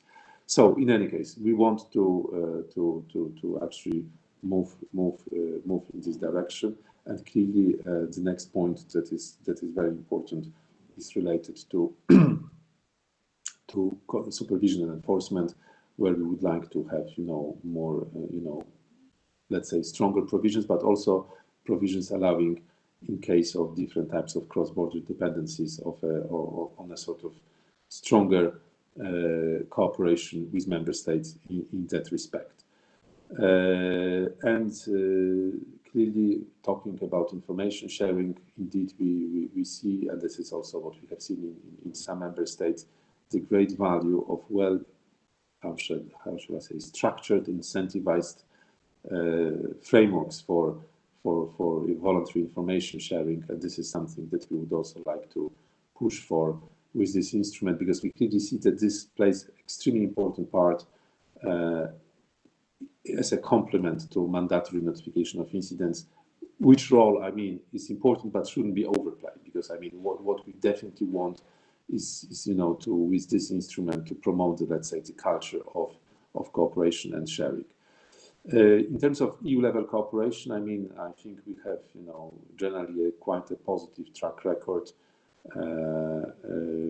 with the cooperation group, notably, and I think on building on this experience again, there would be some let's say some additional elements, but again, this is not, I wouldn't say we don't plan, let's say,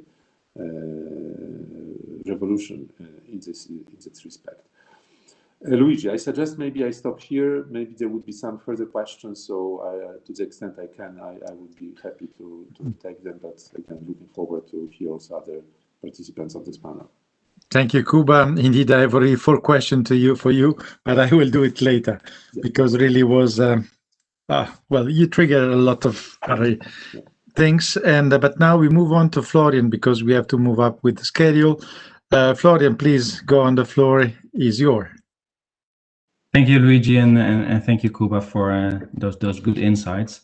First of all, so Florian Pennings, Cybersecurity Policy Manager for Microsoft. We have been actively involved in the NIST Directive over the last 6 months.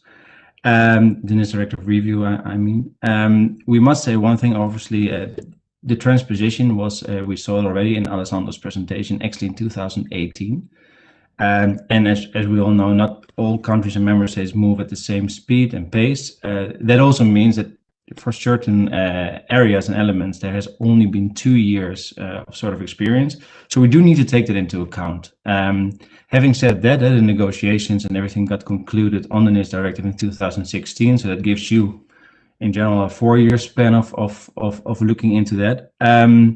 And then we had this year, obviously, the pandemic that really made us also realize as a cloud service provider and a digital service provider that the digital transformation has changed and can really change very fast and very rapidly. So we took all those ideas as well into account, and just giving you now a short reflection of a digital service provider having been in scope of the NIST Directive over the last 4 years.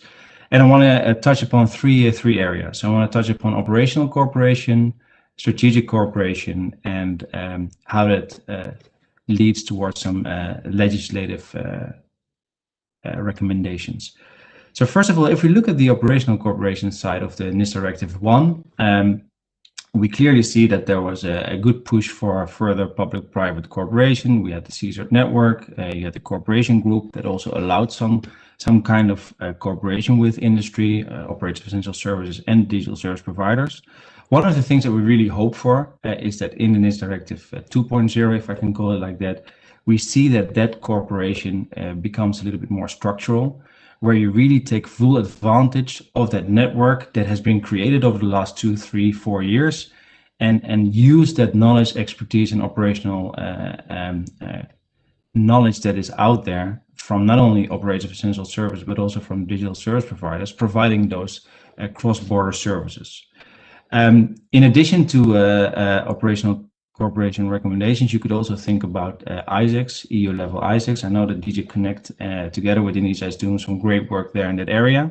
That's a good example of cooperating without having a legislative framework.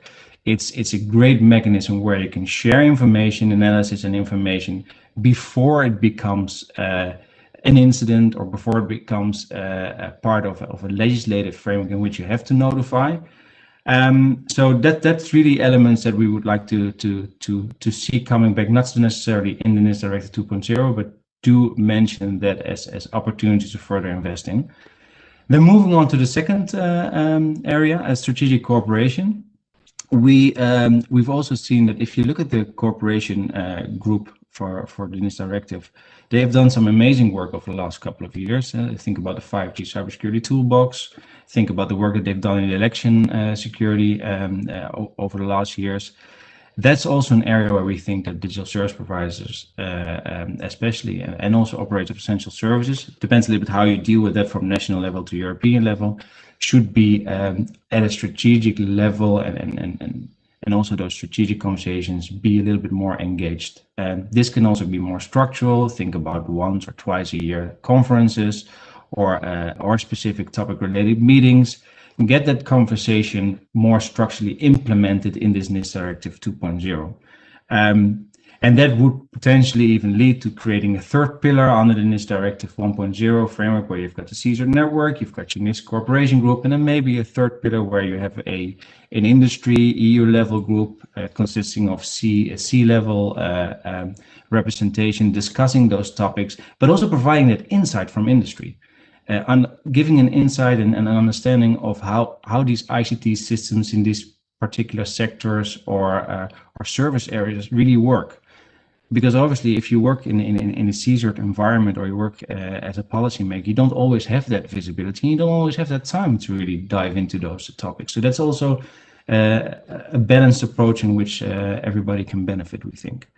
Then if you think about another element of strategic cooperation, we really have seen so far a development of the EU and the NIS Directive implementation that it has further harmonized baseline requirements in the EU.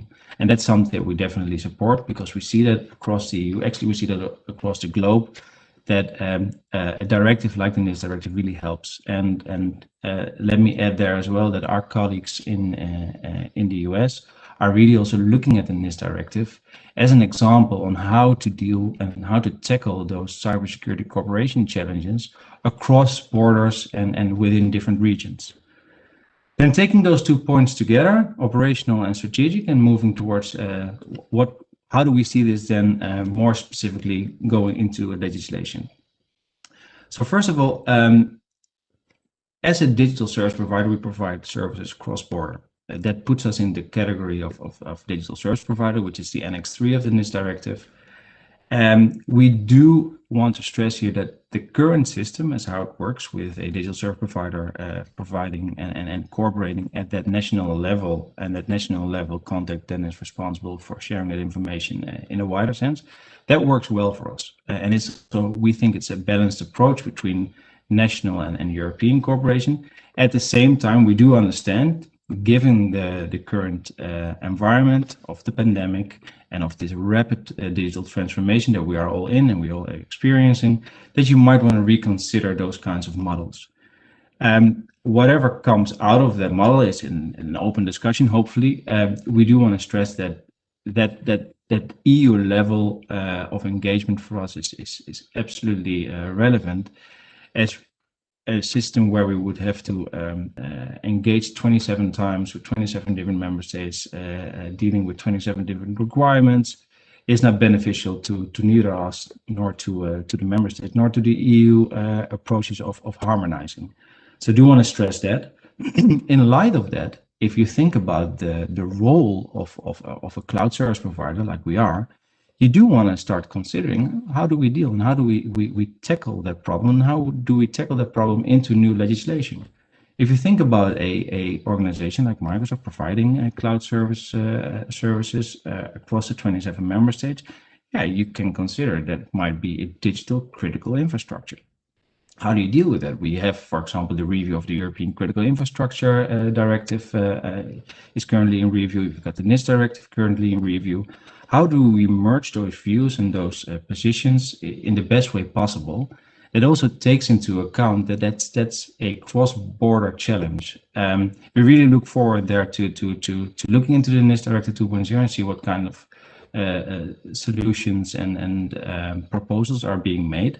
Because we understand that from a national point of view, obviously some governments would like to have more visibility and oversight. And we just like to contribute to the efforts to define a balanced approach that both assesses this criticality, but also achieves assurance and promotes in that environment also the digital single market.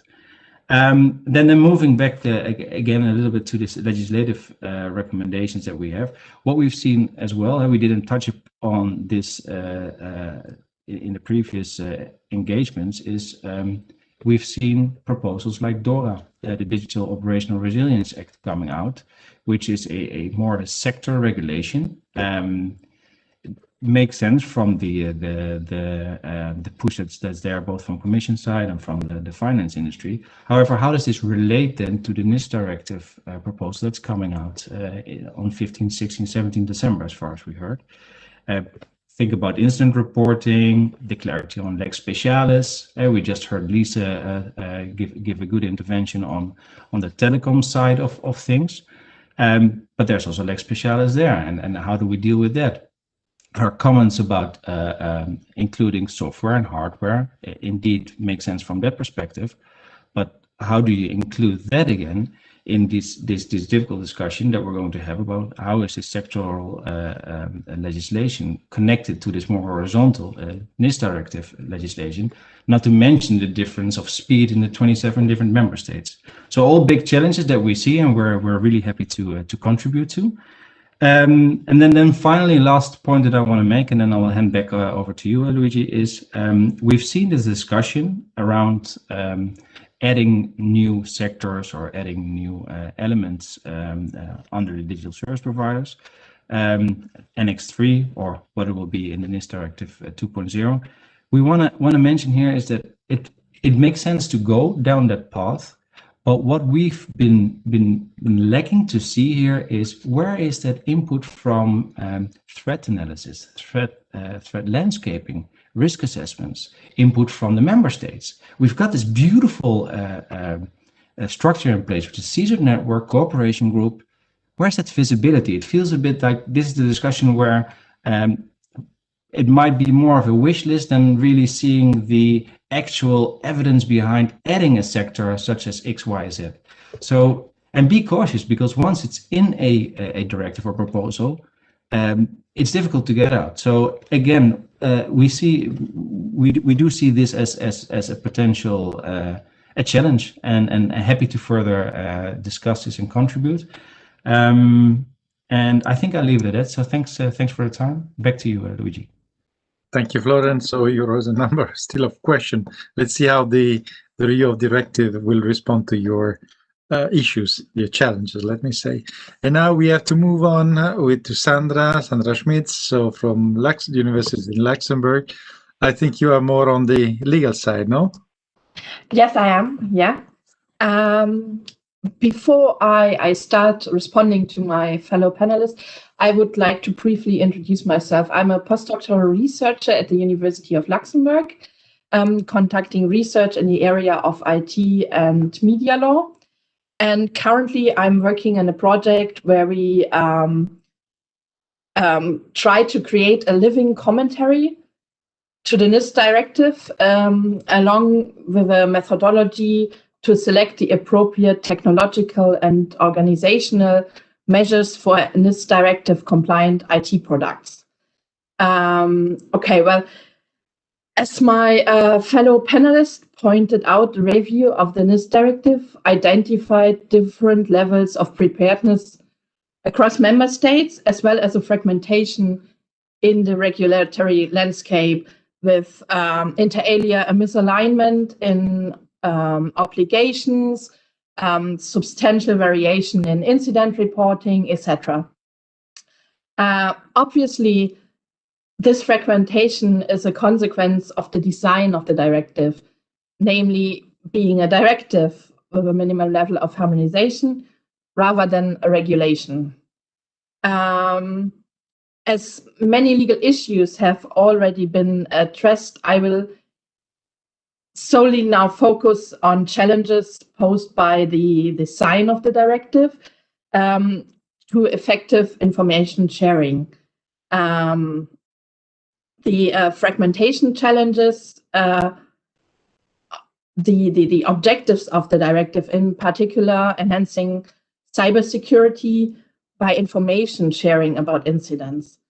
An obligation to inform the national competent authority under the NIS directive of a cybersecurity incident is a prerequisite for the information to be shared within the cooperation fora set up by the directive. And information sharing and cooperation mechanisms, these are central and essential means to increase cyber resilience across the sectors covered. So one reason why information of a security incident will very likely not be shared across the NIS directive's cooperation fora is because the incident concerned an entity that has not been identified as an operator of essential services, an OES, by its member state. Divergences in OES identification lead to fragmentation as concerns also notification obligations. Status quo, we have inconsistent identification methodologies for OES across member states, with different types of services identified, different levels of granularity, different thresholds, different types of thresholds. But this is not the sole reason for divergences in OES identification. It is also the inconsistent application of the lex specialis principle enshrined in the NIS directive that contributes to the fragmentation.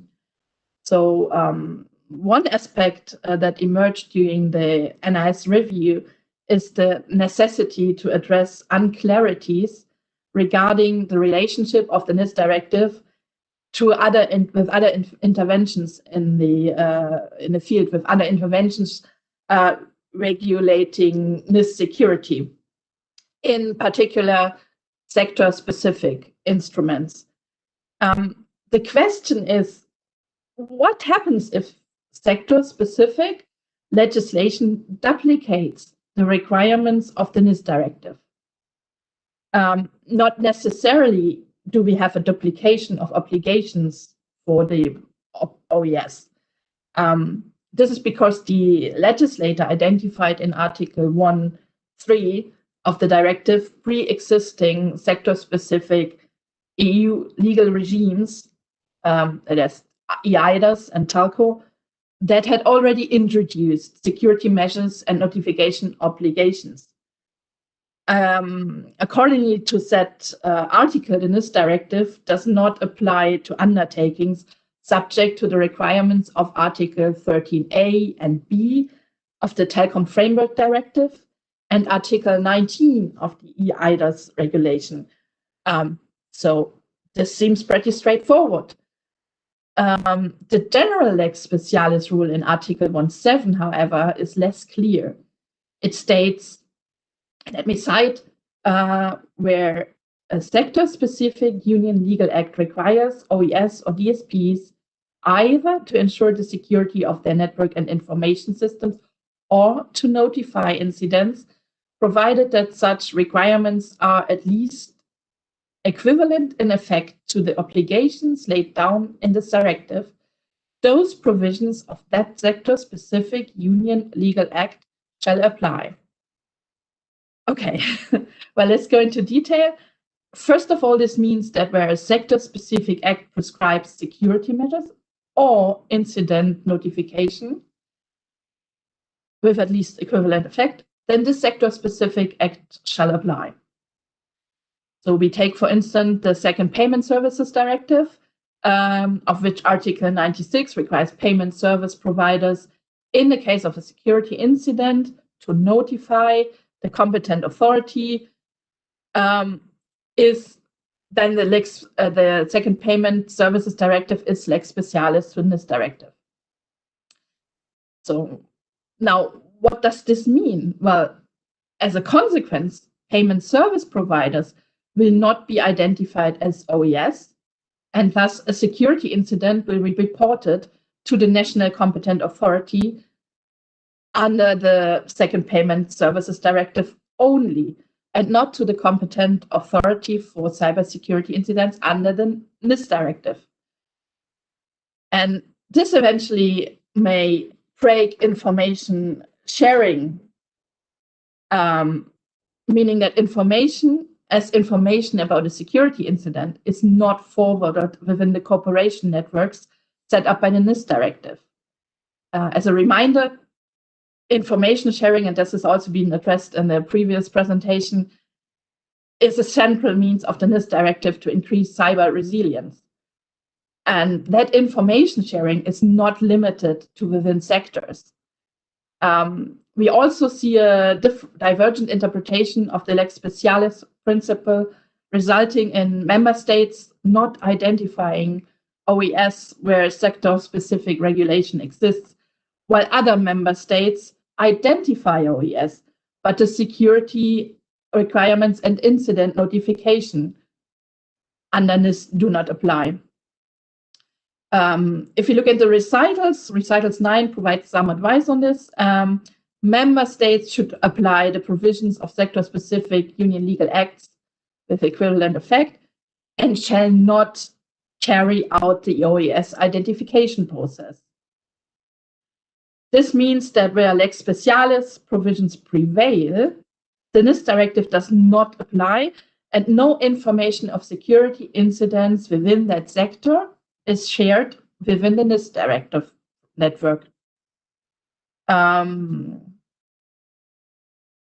As an example, some member states refrain from identifying OES in the banking and financial market sector, claiming that operators are providing services covered by lex specialis. And this is something that we will encounter if DORA goes into force. And but to conclude on this issue, I just want to remind that if we effectively want to counter cyber threats, we need a structured information sharing and must not break it. In general, in a more broader view, cross-legislative alignment is key for achieving this increased cyber resilience we long for. And in that regard, we should do everything to avoid double notification requirements under different regimes, and we need an alignment of reporting with regard to thresholds, timeframes, etc. The risk of breaking information sharing could, for instance, be addressed by a single reporting mechanism for cybersecurity incidents, or mandatory forwarding of incident information to the cooperation fora under the NIS directive. And what we also then need, or what we also need as or need to avoid is a fragmented supervisory landscape, which contributes to that issue. So that's it from my side. Thank you, Sandra. I think you translate to in a legal language a number of challenges that we heard also from, let's say, more the operational side. Indeed, we still have something like about 8 minutes left for discussion, for questions. If there are questions coming for the audience, please use the chat. I would have some questions immediately for Kuba. Well, several questions actually. The first one, well, actually, you already somehow answered when you said that you had discussion this morning, and you said there's a big chunk of of the recovery fund, which could go to cybersecurity. Indeed, this is one question which would have gone, how much the recovery fund and other funds could be used to implement the revision of the NIS directive. This is the first question. Maybe I'm coming with the following one. I go one by one. Thank you, Luigi. I mean, of course, you know, this is a process. We know very well that there is this target, 20% for digital, agreed by the leaders at the July European Council summit. You know, now we indeed, you know, we are at the stage where member states are developing their national recovery programs, and you know, indeed, you know, we definitely want to see. You know, that the digital priorities are reflected, that within those, I mean, cybersecurity is indeed one of the themes. Again, of course, depends quite a bit about, you know, the approach member states would take. I would say that possibility to invest in cybersecurity may be directly related to NIS directive, but also, let's say, more indirectly, because as I said, sometimes we tend to limit the impact of the NIS directive to the, let's say, sectors where the companies are under obligations. But in fact, you know, this is also about, you know, cross-cutting policy. So I've heard, for example, about ideas, you know, how these funds can be used to boost and support cybersecurity of small and medium-sized enterprises, you know, which probably have quite a lot of room to basically catch up, and they are quite vulnerable, as different data shows, you know, the exposure to attacks, you know, the average damage to the companies. So this is one, let's say, part of the spectrum. Of course, another one could be, you know, an investment, I don't know, for example, in security operation centers, in also, you know, infrastructure, which is basically possibly, you know, owned by public authorities. So there are, I would say, a variety of possibilities. We are now indeed at still fairly early stage of this process of dialogue with member states. But this is clearly an opportunity, and I would also say that, you know, it makes a lot of sense also for EXO actually to actually present your views on how this investment can be. Thanks, Sue. Thanks, Kuba. I think, yes, for everybody, it's the right time to start with suggestions to member states and the Commission about this. Indeed, this is really important message to everybody who are listening to us this morning. I would like, the following question is, you cannot give more details about the NIS, it's clear. When do you think this package will come out? Let's say December. We are in December. So the cybersecurity package, where we will have the new strategy, well, they will talk about the review of the directive, all the directive and so on. But you asked me when? Sorry, I didn't get it. When? Yes, yeah, when? I mean, normally, I mean, of course, you know, things are, you know, perhaps not certainly some 100%, but generally we expect this would be coming mid-December. Okay, in December. Couple of weeks. Couple of weeks. Okay, that's already more precise. Thank you. There is a question on the chat. There is from Poland, Katerina Pruszak-Gorniak. Say, any ideas for changes in regard to NIS Lex Specialis rule? Well, you're a lawyer. You should. Yes. No. The question is, there are so many things that I'm just we want definitely to make sure that things are clear. I would say that the principle that is included in the first NIS would remain, you know, so that if there is a sectoral legal act which has more far-reaching, more granular requirements, this other legal act will take a precedent. And actually, we can already see how we were trying to formulate how this works in practice by in the proposal of DORA. I mean, DORA, which obviously, you know, is a Commission proposal. So we, as DG Connect, we have been also contributing to this.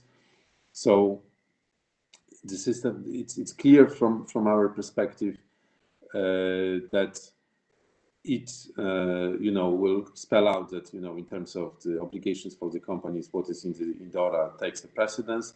At the same time, we make sure that, for example, incident notifications are being transmitted to cybersecurity authorities, and that the regulators overseeing for cybersecurity matters, financial institutions covered by DORA, will actually be the NIS ecosystem cooperation group. So that is a bit how we see the practical effect of Lex Specialis, but the very principle is going to be retained. Okay, thank you, Kuba. There is another question that maybe you can read on the chat. I read it.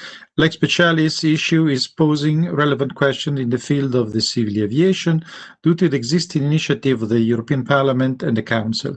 From a legal point of view, where is the boundary between a legislation intended more for preserving the aeronautical safety and the NIS directive, which has a broader scope, including the overall resilience, the interdependency, and the prevention of domino effect, covering the duty of care for relevant constitutional interest of the member states and the citizens? Unfortunately, for some reasons, I cannot see the chat. It's kind of blinking. Okay, that was a long question. I'm afraid. Yeah, it was a long question. The interdependency. Aviation. I mean, I cannot civil, yeah, the aviation and the NIS directive. Yes. Aviation has been included in first NIS, and it will be normally, it will be included in NIS 2. There is, let's say, ASA regulation, which is under, let's say, development. We are in close contact with colleagues in DG Move, and I would say, there is a logic. If there would be some specific rules, which again, aviation is, I would even make some sort of a maybe weird comparison with the financial sector. It's indeed one of those sectors when the awareness is probably very high given the stakes. So it is, as I said, and also it's also an area, again, there is a certain commonality with financial sector that is quite harmonized across the EU, which is definitely more harmonized than in relation to, let's say, other parts of critical infrastructure. So I would say like special application of that would be justified. But if you look long term towards the future, I think what we also have to see is that great majority of cybersecurity measures is, let's say, sector neutral, and I think we also would be reflecting how under the, let's say, new NIS, under NIS 2, we also can create possibility for further specifying some measure, for example, security measures in secondary legislation, and then actually this potentially could also allow us, if necessary, to address some sectoral issues, which also could be seen as a faster and more effective way, and more sort of more future-proof from that point of view. I'm not sure I answered all the other dimensions of this, but okay. Well, the time is over. I would have had a couple of questions, but I think Lorenzo wants to come back on this. Lorenzo, you want Yes. We just now, we have the break now because people need also to get adjusted to this different style of event now. So Lorenzo, in this case, if you have a break, maybe I have a last question to Kuba, if you allow me. Okay. Kuba, that's the we were talking also in the previous panel about the fragmentation of the different legislation and so on. Sorry, not the panel. That was the keynote. You also mentioned at a certain point that the NIS 1 was also to provide a global strategy on cybersecurity. Well, the first global view on cybersecurity. How much the NIS coordination group could take care in the future of really reducing this legal fragmentation, this many different regulations dealing with cybersecurity, which are impacting on the different sectors? I think, what we have been doing now with also colleagues from other sectoral DGs was indeed to develop the sectoral dimension of cooperation groups. So making sure that sectoral authorities which are in charge of cybersecurity they on the one hand have a way framework to meet, discuss, but also engage and report back to the, let's say, if I may say so, horizontal cybersecurity authorities. So we have done it already for some sectors. We have a working group on energy. Actually, on aviation, we literally now launched, together with colleagues in DG Move, a specific group on this. So I think we have now, obviously we have interactions with Article 13A for telecoms. We have the group on digital infrastructures, on DSPs, where indeed in all those occasions, I think that I'm not saying it's a guarantee for let's say ideal outcomes, but at least we are trying to address the fact that there is sometimes this gap, the lack of communication also at a national level, by making sure that we are trying to capture the sectoral developments with the wider ecosystem. So I think that helps. As I said, it's not a guarantee that we would avoid any sort of problems, but that helps to bring awareness and also make sure that if something is actually coming at a sectoral level, which is specific, unique, it's well justified, and basically makes sense. Thank you. One good step in that direction. I think the NIS directive in this is really helping the maturity of the overall ecosystem in Europe. Thank you again I think we can close this panel. Thank you for everybody who have intervened. And Lorenzo, please take the floor. Okay, thank you very much to everybody. And now let's take a very short break. We will reconvene. Ghislaine? Yeah, hello? Are you ready? Okay, I think it's 12:15, 16, okay. So we can start. Okay, please, you have the floor. Thank you, Lorenzo. Hello to everyone. My name is Guylain de Salin. I'm a policy analyst at the OECD, and I will moderate this panel. I'm very happy to welcome all of you to this last panel of today's Cybersecurity Summit at CEPS. So for the next hour or so, we will discuss new approaches to enhance cybersecurity for ICT products. In particular, we'll focus on the role of minimum security requirements, which could be imposed by regulations, as opposed to the role of voluntary guidance, which has been the most common this far in OECD countries. So today I have the honor of moderating a distinguished group of experts, and without further ado, let me introduce them to you. So first we have Mr. Ross Anderson, Professor of Security Engineering at Cambridge University. Hello there, Ross. Hi. To you. We have Federico da Silva, Legal Advisor at the European Consumer Association. Hello. Federico. We have Aristotelis Zafalias, Policy Officer at DG Connect within the European Commission. Hello, Aristotelis. Good afternoon, Guylain. Good afternoon, everyone.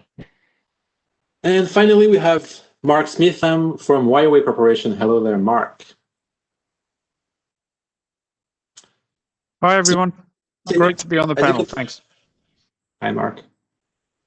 So as you can see, it's a very multi-stakeholder panel we have here with representatives from academia, business, civil society, government. So I'm really looking forward to hear from all of you. But before we start the discussion, let me give you a bit of context here. And if you allow me, I'd like to start by changing the title of the panel a little bit. Nowadays, the policy discussion is not that much about ICT products anymore, but rather about products with ICTs in them. And that's a big difference. And I'd like to quote Bruce Schneier here, that I'm sure many of you know. In his latest book, he considers that everything is becoming a computer, and he considers that we should not talk about connected cars or connected planes, but rather about computers with wings or computers with wheels. And I think that really captures the essence of the digital transformation. Not only ICTs are everywhere, but they also underpin the very functioning of an increasing number of products, whereas in the past, they were just used for secondary functions. In other words, our digital dependency is increasing. And as a result, cyber risk we need to mitigate is much higher, and that calls for more proactive policies by governments. Of course, the issue of IoT security is a hot topic for policymakers these days. There is strong evidence that many IoT products are insecure by design. So far, most cyber attacks have resulted in privacy breaches, but with the development of the Internet of Things and of increasing cyber-physical convergence, the risk level will change significantly. It's only a matter of time before cyber attacks lead to safety consequences, meaning serious injuries or deaths. You probably heard of the cyber attack, ransomware that crippled the hospital in Germany a few weeks ago. To address the issue of IoT security in particular, 2 years ago, the UK government published a voluntary code of practice. However, next year, they will examine the possibility for legislation, for mandatory requirements for IoT security. And I think this example from the UK perfectly illustrates the topic of our discussion today, from voluntary approaches to minimum regulatory requirements. Now, being from the OECD, if you allow me, I'd like to take a bit of a broader perspective, look at what's happening around. And what we see is that the issue is getting traction in many countries. In Japan, for instance, the government issued minimum IoT security requirements last year. Some other countries like Finland and Singapore are issuing cybersecurity labels. In the US, the government is rather thinking about public procurement and certification. So with that context in mind, I would like to start our panel. First, we'll hear the perspective of each panelist for around 5 to 10 minutes. And then we'll open up the floor for them to react to each other, but also for questions by the audience, of course. So we'll be very happy to get your question in the chat. So let me start with you, Ross. Could you help us set the scene here? From the perspective of academia, why are governments increasingly looking at minimum requirements rather than voluntary approaches, and what could be the role of the EU here? So Ross, floor is yours. Thank you. Great, thanks. If you'll just enable slide sharing, I'll get my presentation up. Can you, Carolina, enable slide sharing, please?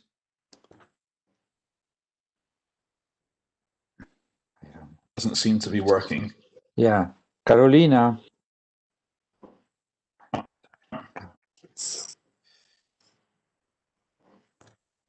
There you go. Okay, can you now? Right, the title of my talk is Cybersecurity, Safety, Privacy, Sustainability and Liberty, because as you pointed out, there's more than just privacy at stake now. Now, I thought I'd start off by giving the big picture, because yesterday the Financial Times leaked the existence of the Commission's plan for a transatlantic agenda for global cooperation on tech, global warming, COVID, all the big issues that are troubling the world at the moment. And I only actually got a leaked copy of this 3 minutes before the session started, so I haven't had time to read it properly, but the broad outlines are clear.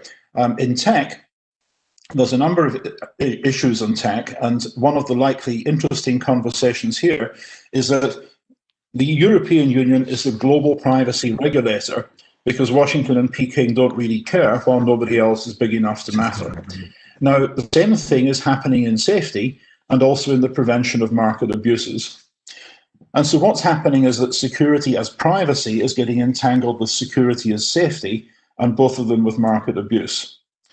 Now, last year we had an early indication of this because a high-tech watch, the Enoch SafeKid 1, was recalled from the market in Europe by the European Commission when it turned out that it was unsafe. Unencrypted communications with its back-end server enabled unauthenticated access, so hackers could track and call kids and change device IDs and so on. So the Commission used its powers under the Radio Equipment Directive to order a withdrawal from sale. So what's the bigger picture? Well, if we go back to 2015, the Commission asked Aaron Leverett, Richard Clayton and me to look at what the Internet of Things implied for safety regulation.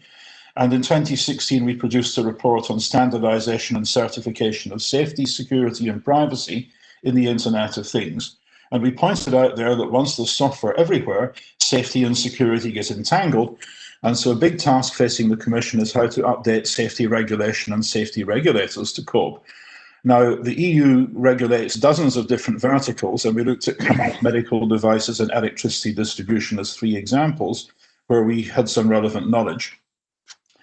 People earlier today have talked about cars. Let me look briefly at medical devices. This is what an intensive care unit looks like. This is taken by my colleague Harold Thimbleby in Swansea General Hospital. See if you can spot the is, as you can see, there's an awful lot of computers connected up do the job of keeping sick people going. And so what goes wrong? Well, here's an example. Here are the different infusion pumps that Harold found in the intensive care unit in Swansea's hospital. And as you can see, they've all got different controls. And if you look merely at the two yellow devices called Bodyguard 545, you see that one of them, you increase the dose with a 2 and decrease it with a 0, whereas in the other, you increase it with a 5 and you decrease it with a 0. And it turns out that this usability problem is a major safety hazard, and Harold's work has shown that hospital safety usability failures kill about 2,000 people a year in the UK, which is about the same as road traffic accidents. And within the EU as a whole, the casualty figures are well over 10,000. Safety usability tended to be ignored for many years, but all of a sudden people started paying attention because attacks are very much harder to ignore. And back in 2015, a Wi-Fi tampering demo by the University of Michigan led the American regulator to blacklist one particular type of infusion pump in America. And 3 years ago, we saw the recall of 450,000 pacemakers, which also turned out to be insecure in that people could attack them over wireless. So what should Europe do in the case of a safety issue like this? Well, thankfully, the European Parliament has acted, and the medical devices directives have been revised. And this regulation will now come into force in 2021, which requires post-market surveillance and various other things. Regulation 17.2 says that for devices that incorporate software, the software shall be developed in accordance with the state of the art, taking into account the principles of development lifecycle, risk management, including information security, verification, and validation. And 18.8 says, devices shall be designed and manufactured in such a way as to protect, as far as possible, against unauthorized access that could hamper the device from functioning as intended. Now, if you go and read our report, you will see that similar issues exist in many other sectors, and regulatory action is either underway or needed in many of them. So, to the chair's question, are we going to have cybersecurity standards that are enforced by law and regulation? The answer is yes, but it's not going to be one cybersecurity standard, there are going to be hundreds. Because each of these individual vertical sectors, such as vehicles, for example, or medical devices, has got a lot more than one regulation affecting it.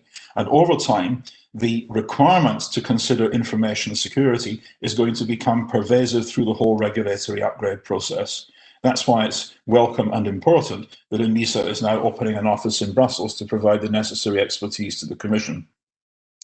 Now, there's a number of broader questions that our report highlighted. For example, who's going to investigate incidents and to whom will they be reported? There's 50,000 fatal road traffic accidents in Europe every year and 500,000 injury accidents. At present, if Tesla's involved in a crash, you need a court order to get data out of the car. That's obviously got to be fixed. But who gets access to the data? Is it just the local traffic police? Is it the insurers? Is it the tier 1 component suppliers whose equipment may be at fault? How do you deal with the data protection of that? These are the issues that we have to think about. How do we embed responsible disclosure? As one of the speakers mentioned earlier, I think it was Raj, that occasionally manufacturers can cope with responsible disclosure, but there are many cases where they're hostile.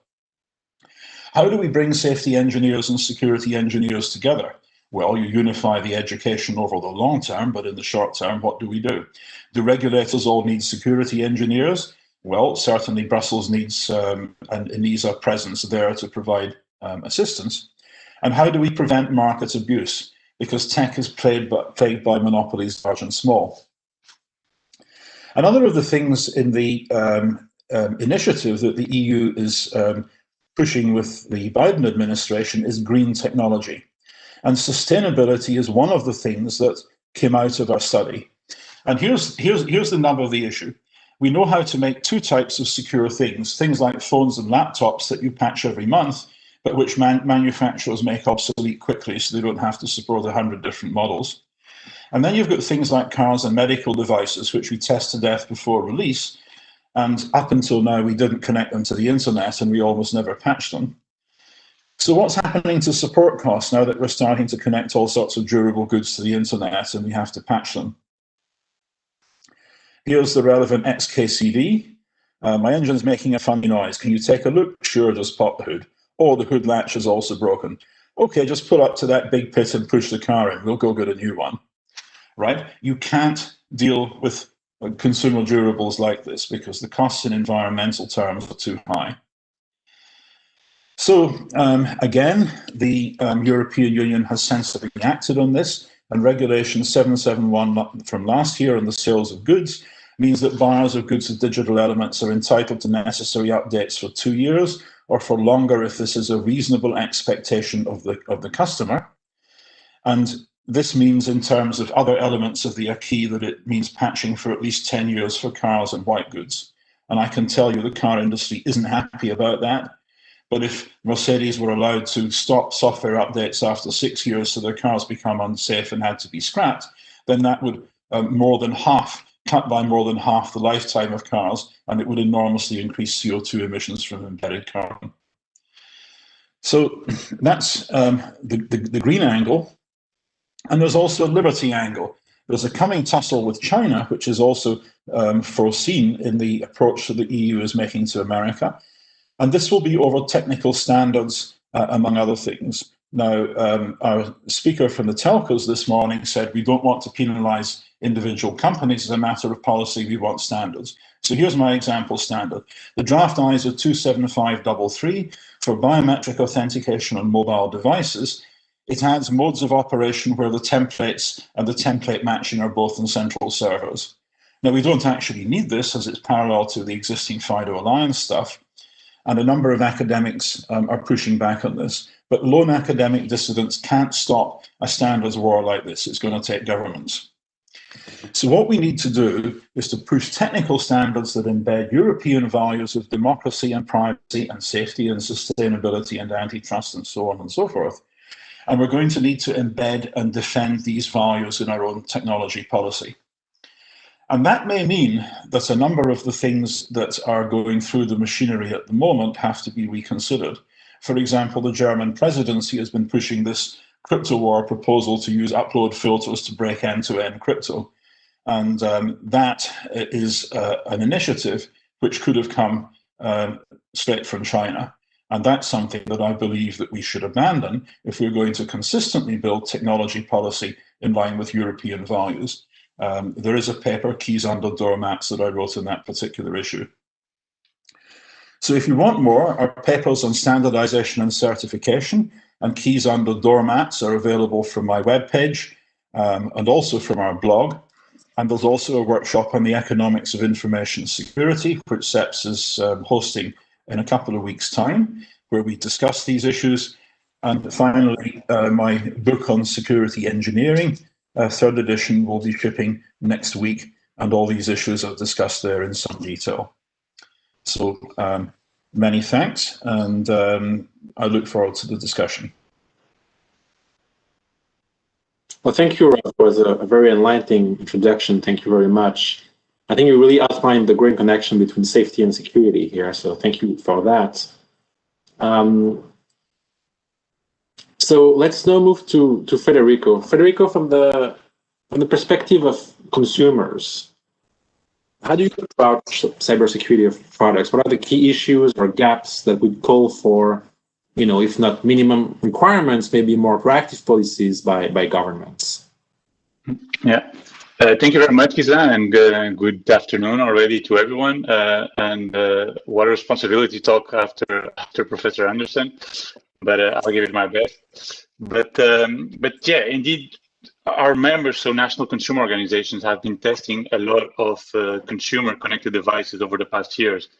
I mean, I assume that most of the people who are listening to us have already heard about My Friend Kede, which was brought into the spotlight by a campaign from our Norwegian member back in 2016. I will not re-explain what the campaign was about because, as I said, I think most of us have already heard about it. But I'll flag, nevertheless, a couple of other campaigns that our members have done recently. The first one is from Testachat, so the Belgian National Consumer Organization. And basically, they planted 19 devices on one of their colleagues' houses, and then hired a couple of ethical hackers to try to find as many vulnerabilities, if they existed, as possible within a specific time frame. And after that time frame, they discovered that more than half of the devices had vulnerabilities. And one of the devices, for instance, an alarm system, the hackers were able to gain access to the camera images, to disconnect the sensors, and even to disconnect the alarm, the smoke alarm. So from this example, we can see how broad are the risks for consumers who own these devices. It's as Professor Anderson mentioned, it's really the link that becomes very strong between safety and security. Another recent example from which our UK member is a campaign they did a couple of weeks or 3 weeks ago on smart doorbells. So basically, they tested 11 or 10 to 15 products, smart doorbells that were being sold on very popular marketplaces such as Amazon or eBay. And there they found that the most popular smart doorbell being sold in Amazon in the UK had very serious vulnerabilities, namely that the house name network as well as the password were being sent to the manufacturer without manufacturer servers without any encryption. And these are just two examples. We could go on and on, but the idea is that we understand that for the past 4 years, consumer organizations have been testing a lot of products. The trend has been similar. I mean, there are too many products that have security problems. And I think we can find some similarities between all these campaigns. The first similarity is that many of these vulnerabilities are rather easy to exploit. And again, this is very visible in the Kele example, in which the control of the doll could be done by everyone without having an engineering background.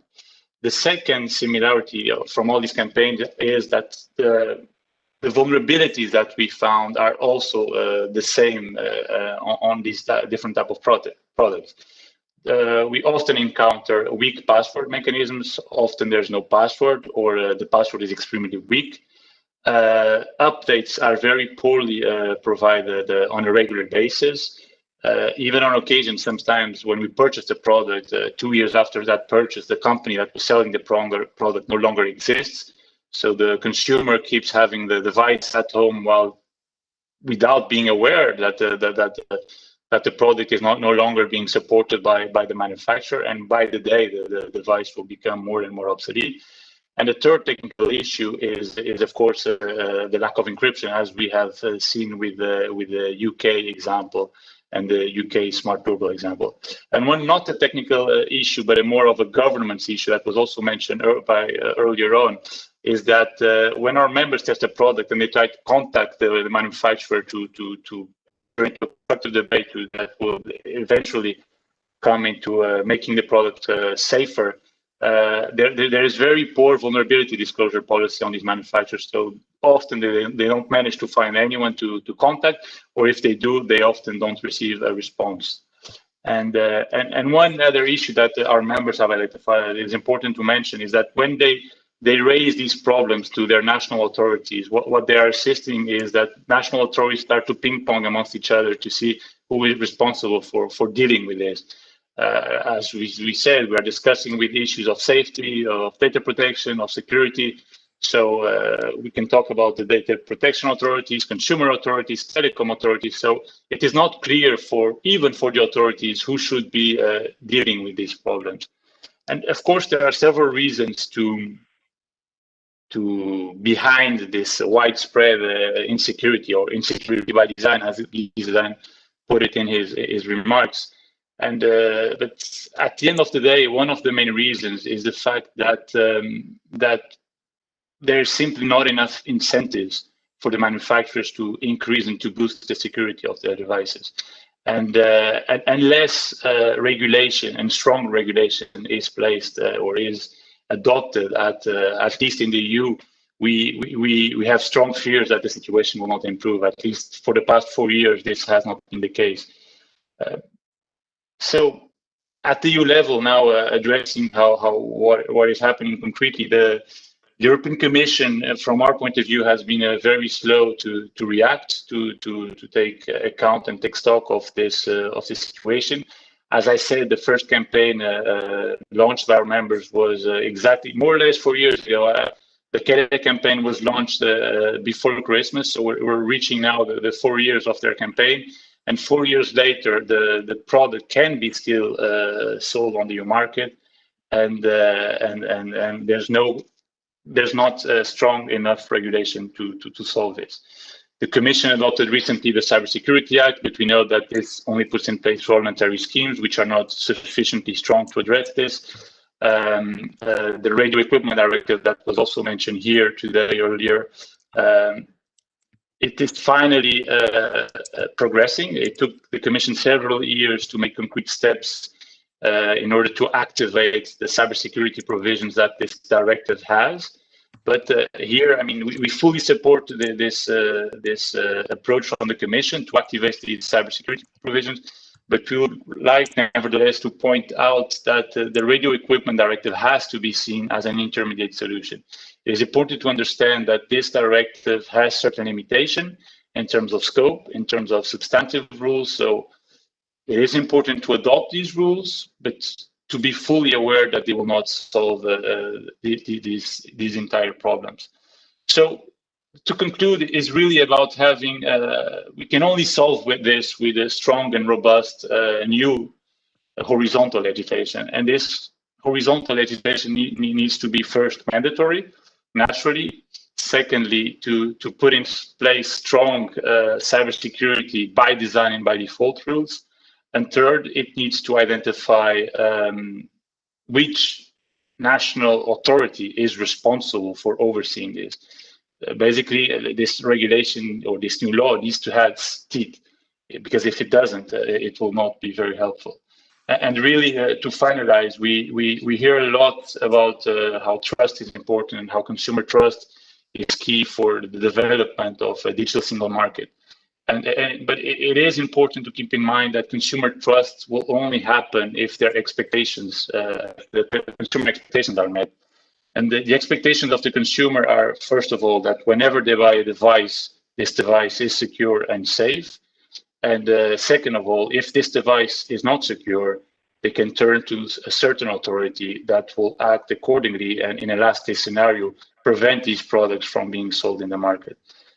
So I'll stay here for now, but I'm looking forward for the debate. Thank you. Thank you, Federico. Thank you very much. I think it was very clear. And I think your intervention outlined two things. Well, the insecurity by design I was mentioning before, there's really no market incentives for manufacturers to value security in the IoT market. That's quite clear. And I think you also mentioned the challenge of bringing the communities together, right? The tech community, the security community, the safety community, and to identify which regulator is responsible. I think it's a challenge. Before we move on to Aristotelis, I would like just to ask you a really quick follow-up question, Federico, if you don't mind. You know, we often hear that from the industry that the technical standards is a gold, the silver bullet. You know, if we just let the standardization organizations design standards, voluntary standards, I would solve everything because, you know, the market will adopt it in due time. It might take a few years, but in the end, the technical standards will come up with a solution because in the end, it's a technical problem. We saw that Etsy, for instance, published European standards a few months ago. So I was wondering, how do you feel about that as representing consumer associations? Are technical standards a silver bullet? Well, thank you very much. That's a very good question. I mean, technical standards have a role to play when we talk about cybersecurity and more particularly about cybersecurity of consumer IoT devices.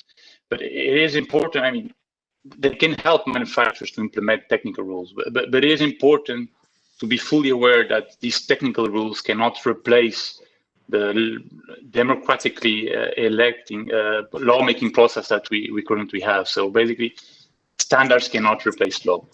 This is the conclusion. And why is that? Because at the end of the day, the standardization process as we know it today is not very transparent.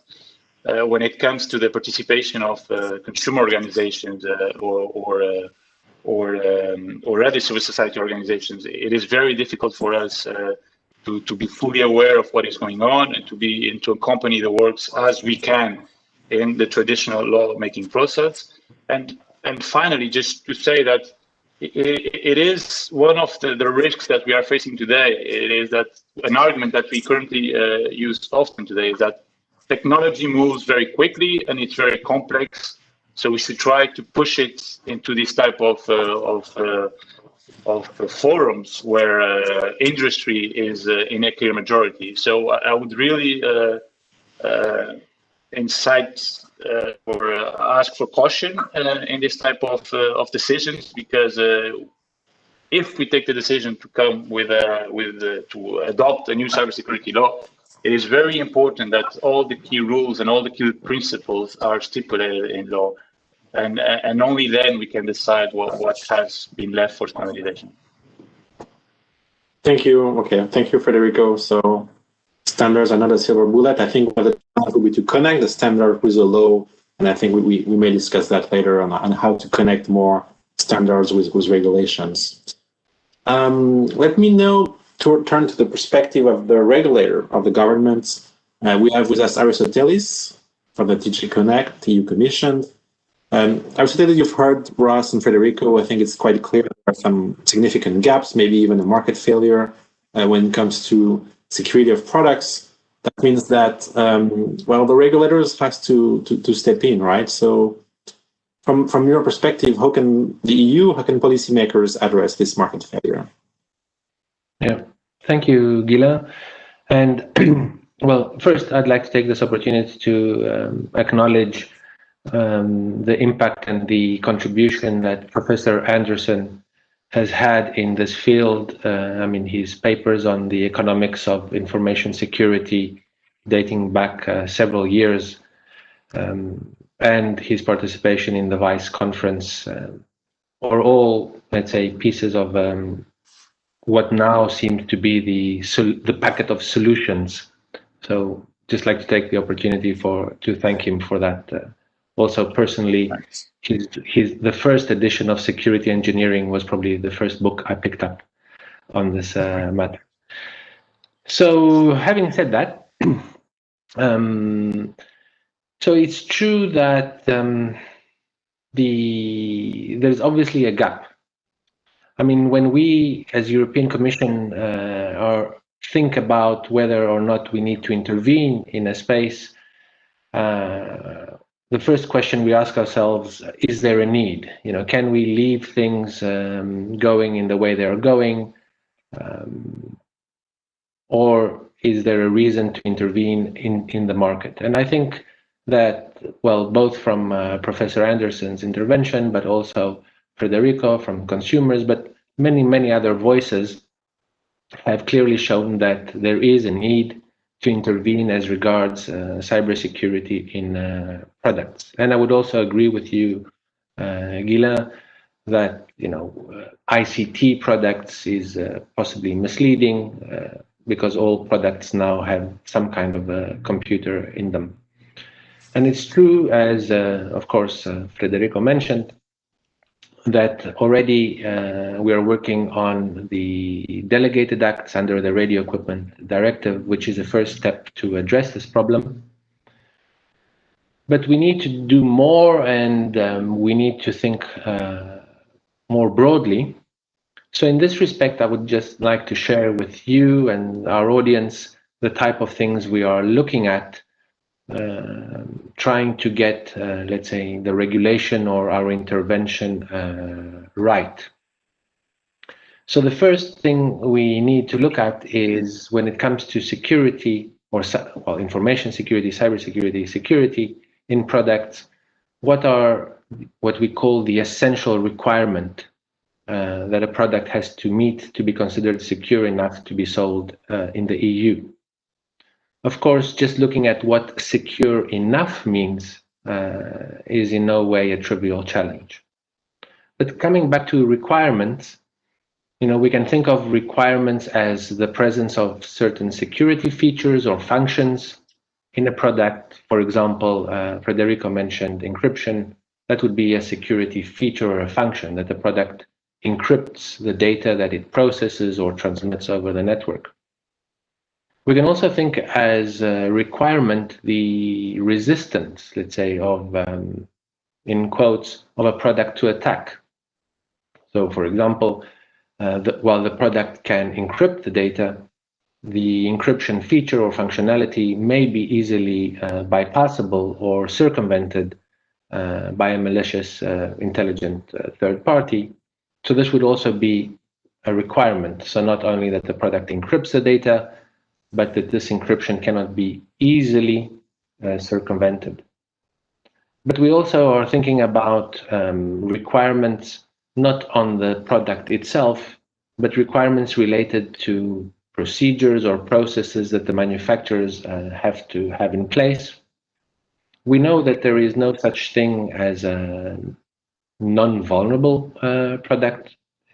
All products can, well, with sufficient time and the resources, somebody can probably find a vulnerability and exploit it in most, if not all, products. So we have to also think of those procedures that the manufacturers have to have in place to minimize, let's say, the risks. So it could be, secure development, but also the ability to respond to vulnerabilities being found. So this would be vulnerability handling. And of course, when those vulnerabilities are found by external parties, by either hackers or other pen testing companies, a procedure to be able to receive this information and cooperate with the reporting entities. And this is what people now call, of course, vulnerability disclosure. And speaking, of course, of the sustainability aspect that Professor Anderson correctly points out, we also have to think about these requirements applying also not only pre-market, so before the product is placed, but also post-market, so after the product has been placed on the market and throughout its life cycle. So while it is used and even when it is retired from the market. Another aspect that we look at is how horizontal, let's say, this regulation can be. So again, there was mention of vertical legislation such as motor vehicles and medical devices, and indeed those are already there. But given, let's say, supply chains, the reuse of libraries, components, we're also looking at to see if we can come up with some requirements that apply broadly, while also factoring in different threat models and risks per sector. And this is ahead of us. We have launched a study on, let's say, cybersecurity in products, and these are the type of issues we're also looking at. And finally, from the perspective of EU law, we're also looking at the role of third-party conformity assessment. So once we have the requirements, then the question is, do we need a third party to assess those requirements independently, to assess whether the product meets the requirement? This would be what we call certification. Now, generally speaking, the assessment by a third party, either of product features or adherence to procedures in, let's say, EU law, is linked to either the complexity of the product or the risk presented. So, the higher the risk, the more assurance we seek that it is secure or safe. And this may call for then an independent assessment of conformity. So just to recap, and looking forward to further discussion. So getting this regulation or legislation right should be risk-based in the broadest sense. So risk affects the selection of requirements, but also the conformity assessment methods, and who, of course, carries out the conformity assessment. I have presented several questions, but we already know some of the answers. So the first one is that cybersecurity should be appropriately addressed throughout the life cycle of a product. So from design to deployment, and retirement and end of life, everything. And there are certain, let's say, other aspects, again, as sustainability. Car manufacturers have an obligation to provide spare parts. So these concepts, of course, need to find their way into cybersecurity as well, or cybersecurity needs to find its way into those concepts that we are all familiar with as regards product regulation, product safety. Cybersecurity should also not be used as an excuse for example, hardware manufacturers to control the software market. So we have to be clear on what type of responsibilities lay on which, let's say, market players, and avoid unintended and certainly negative side effects. And of course, there's no such thing as a 100% secure product, but there are companies that address cybersecurity of their products better than others. And that said, all companies can and certainly should further improve. That's it from me, Guylain, at the first stage, and I'm looking forward to the rest of the discussion. Thank you, Aristotelis. I think it was very very clear what you said. I would recall 3 things in particular. You said the goal is to get the product secure enough and not 100% secure. I think it's really important. And there will always be vulnerabilities in product, right? It's like a natural element of code. So the concept of risk management and proportionality, I think, is really important here. When the regulator tries to enact requirements, you also mentioned the role of third parties for enforcement and assessment of the requirements will be key through certification as well, and the importance of the whole life cycle, of course, and we'll go back to that a bit later. So in the interest of time, I will now move to the last speaker of the panel, Mark. You bring the perspective of the industry here, and what we've heard today, well, it seems that the industry will have to cope with more regulation in this area for sure in the coming years. So what's your perspective on this? How do you think the industry can partner with governments, with the consumers, with academia to get security right? Hi, Guylain. Thanks very much for the introduction, and I agree. In the interest of time, I'm going to keep my remarks short in order to hopefully give a chance for some questions from the audience and a bit of discussion between the panelists.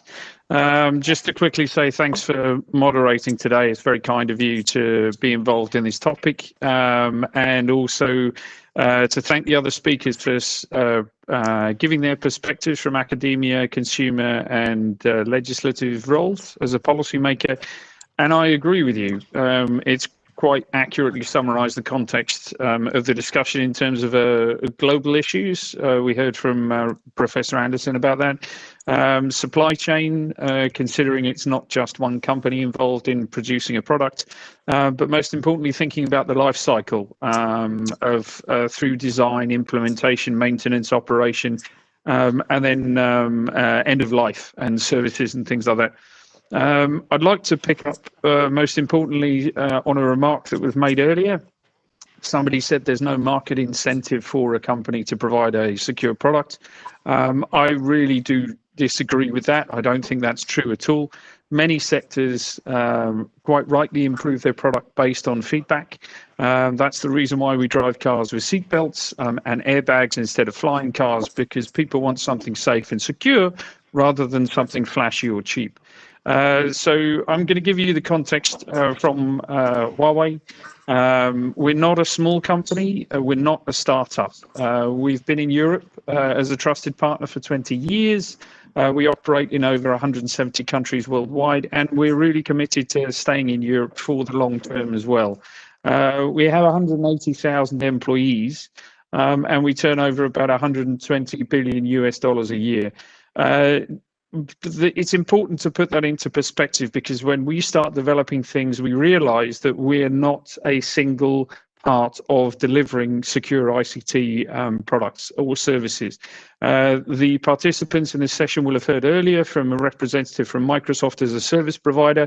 Huawei as a product manufacturer realize we play a role together with the operators, which we've also heard from earlier in the event, to deliver cybersecurity connectivity, high-speed connectivity with cybersecurity. And I think the remark from Jakub Boratinsky highlighting the statement from President von der Leyen that digital and cyber are actually two sides of the same coin. So with that in mind, thinking about market incentives from the private sector, we've committed over $5 billion over a 4-year period in order to improve cybersecurity of our products from the ground up. It's not a legislative requirement for us to do that, but we realize that our customers need it. And it's not something that can be done alone in isolation from us as a company, which is why we have cybersecurity centers around the world. There's one in the UK, there's one in Germany, we're going to launch one soon in Italy. They're bilateral discussions with individual countries. We recognize even that's not enough, and therefore we opened a transparency center in Brussels on a unilateral basis where third parties can come in and test our product.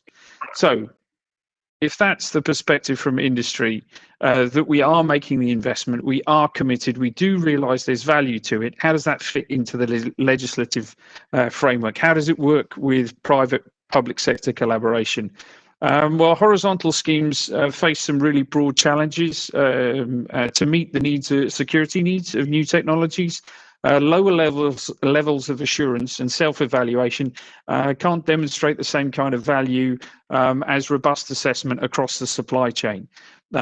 We work very closely with a lot of thousands of providers throughout our entire supply chain to make sure that somebody made the remark earlier that it was Aristoteles Safalias, that a product should have robust encryption and not be broken easily. Well, that means that it's not just talking about us and our assembly plant in Romania and what they do, but it's also how products get into the plant as well. And there's international certification to demonstrate the value of that throughout the supply chain. So it's not just about the horizontal scheme, it's also thinking about the broad perspective. So what legislative instruments are there already and how valuable are they to industry? Just quickly, we don't think the Radio Equipment Directive is an appropriate tool to address cybersecurity because some things are outside of scope for that. Like 5G or connected vehicles that we've heard about earlier. We think compared to other legislation like the Cybersecurity Act, the CSA, it could have greater value there. But consistency is really needed between the schemes. It's quite difficult to deliver things through the CSA, the Cybersecurity Act. We've seen slow momentum in development of schemes, particularly on 5G, for example. And when considering the cybersecurity of connected product, it's paramount to develop sufficiently accurate model environments and that sort of testing. So not only do we have these legislative instruments, but it's actually quite difficult to get things as a mature process implemented in order to provide the cybersecurity that everybody needs. So just to summarize, we feel that trust is the most essential thing, and trust should be based on facts that you can verify. And the easiest way to verify any sort of test is where everybody is tested in the same way. Everything should be put together on the basis of principles against discrimination or proportionality, and including proportionality. So the question remains, who tests against these criteria and schemes? And I think this is the key point that I'd like to lead into a discussion of public-private sector collaboration in delivering robust cybersecurity. Assessment schemes would need high assurance, but who do we leave the testing to? Accredited labs could operate with independent testers like our Transparency Centre in Brussels, but what mechanisms are there and how many resources of these accredited labs will Europe need in order to implement it? It may not be part of the role of the new Cybersecurity Centre in the EU. So what network of accredited schemes do we need in the public and private sector, and what mechanism would there be in order to do this type of testing together to deliver the security and products that we need for a fully connected, intelligent world? Thanks very much. Thank you, Mark. So on the issue of market incentives, I have to say I disagree a little bit with you. I think there's no strong evidence that you have information asymmetries, negative externalities in the IoT market in particular, which mean that the market itself won't get it right. That's what we need. So some policies, some government interventions. However, I agree with you that competitive markets can deliver more innovation, which could be positive for security. And I think that brings us to a challenge, a question I'd like to pose to you, Mark, but also to all of you. And the issue is, what if minimum requirements lead to a race to the bottom? So imagine that regulation mandates that all IoT products must be updatable, for instance, must have no default passwords. Well, what if all IoT manufacturers merely comply to that instead of trying to innovate and get a higher level of security, right? So how can we articulate minimum horizontal requirements with continued innovation and competition, and how can we ensure that conformity does not lead to a race to the bottom? Does anyone want to answer that one? Well, it's well known that businesses like regulation, because if you abide by the regulations, you often shed an awful lot of liability. And this is this Machiavellian deal that society does. That provided you adhere to several shelf feet of regulations, it's difficult to sue you when things go wrong, and that gets us into the law and economics of regulation, which is a somewhat different topic from cybersecurity, but it's something that will matter for our field more and more. If I can add, I fully agree with this. And for us, our perspective is really that when the security and the safety of the consumer is at risk, it's really something that we should not negotiate and not see as a matter of not being a priority. Meaning, if there are consumer devices that are being sold and that can endanger the security, the digital security of the consumer, and worse, the safety, the physical safety of the consumer, it's just something that is not negotiable. It should be regulated and should be made a priority. I would say that any government's priority is to ensure the safety and the security of their citizens. Well, one way in which Europe could up its game here is by strengthening the provisions for collective action. This is one of the few things that America does better than we do, in that it's easier to bring collective lawsuits against companies in order to change business practices that are causing real harm to people who can get together and sue. Unfortunately, in Europe, and also particularly in Britain, there's a tradition of relying on regulation for everything, but regulation is very slow. It typically takes 5, 10, 15 years for a regulation to go through the sausage machine. And while that may have been okay for the world of oil refineries or for motor vehicles, it's kind of slow for the world of tech. And so if we could expand rights to collective action, which we find already in a skeleton form in GDPR, for example, then that would be good for safety. I saw that Federico smiled as soon as the issue of collective action came up, and I won't take too much of time, and it's not my, let's say, part of the world. But I think here it's also interesting to note that we have to also create, let's say, a culture and educate ourselves and everybody involved, like market surveillance authorities, judges that will have to assess liability claims.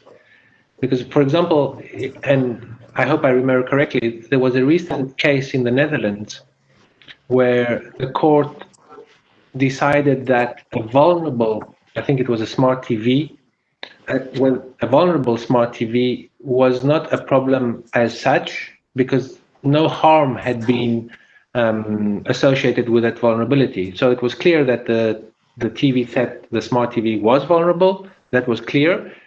But since there wasn't evidence of harm, that somebody had used that easily possibly exploitable vulnerability to cause harm, the potential of harm itself, and if, of course, not being a lawyer myself, and if I've understood the judgment, the potential of harm itself was not enough to hold the company, the vendor, liable. So as we progress by, let's say, deciding and collectively on what good enough or appropriate cybersecurity means, then we have to permeate that across all the other pieces of the puzzle, the courts, the market surveillance authorities, and hopefully we will get to a stage where we won't be discussing it, let's say, anymore, like we are not discussing, the issue of seat belts and that are often referred to in these discussions.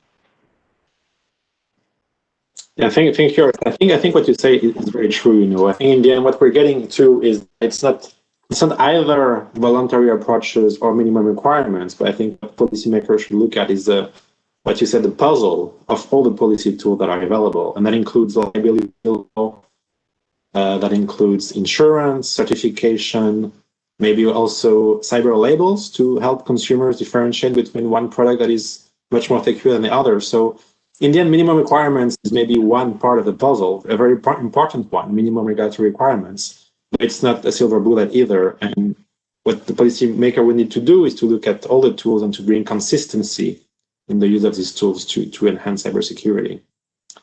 So we have 5 minutes left. And I would like to, before we close, I would like to pick up on something that Ross and Federico mentioned in the beginning. Ross, you mentioned the sustainability issue.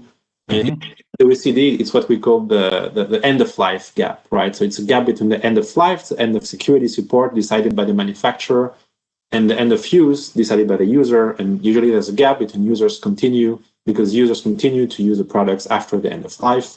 I think WannaCry really showed us how big the challenge was. And it might become even more of a challenge with the IoT, because the IoT may become an IOFT, an Internet of Forgotten Things. I was wondering if any of you had views on that, maybe potential policy solutions. How can policymakers address the end-of-life gap? Well, here's a useful way of thinking about it. If you go and visit Africa, if you go to somewhere like Kenya, for example, you see that almost all the cars are at least 10 years old. Why? Because they had their first 10 years of life in somewhere like Japan or Singapore or Britain, and then they were put on boats to Mombasa. So if you are going to maintain safety critical software in cars only for 10 years, what happens to road safety in Africa?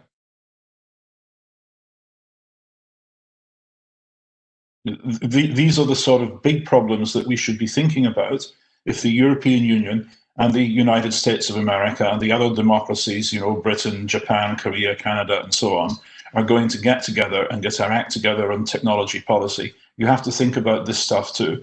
This is intrinsically bound up with security, with safety, and with the green technology, which the EU wants to put front and center of technology policy in the future. Yeah, and if I may add, even though probably some people misguidedly believe that shipping a non-environmentally safe car to Africa is not a problem for us, and of course that is not the case. I think it could even be seen as worse, let's say from a cybersecurity perspective, because everything is interconnected.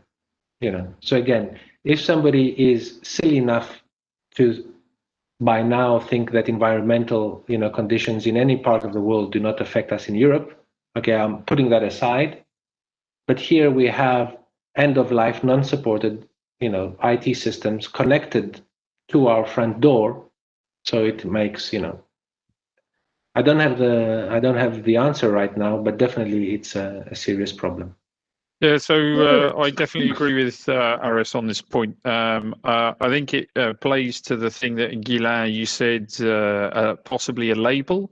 That's a really tough challenge, because where we have an example that a new product is out there with a label on it for cybersecurity, think about over-the-air patching and updates, which is quite a fundamental thing in order to deliver robust cybersecurity in some products and some services and networks.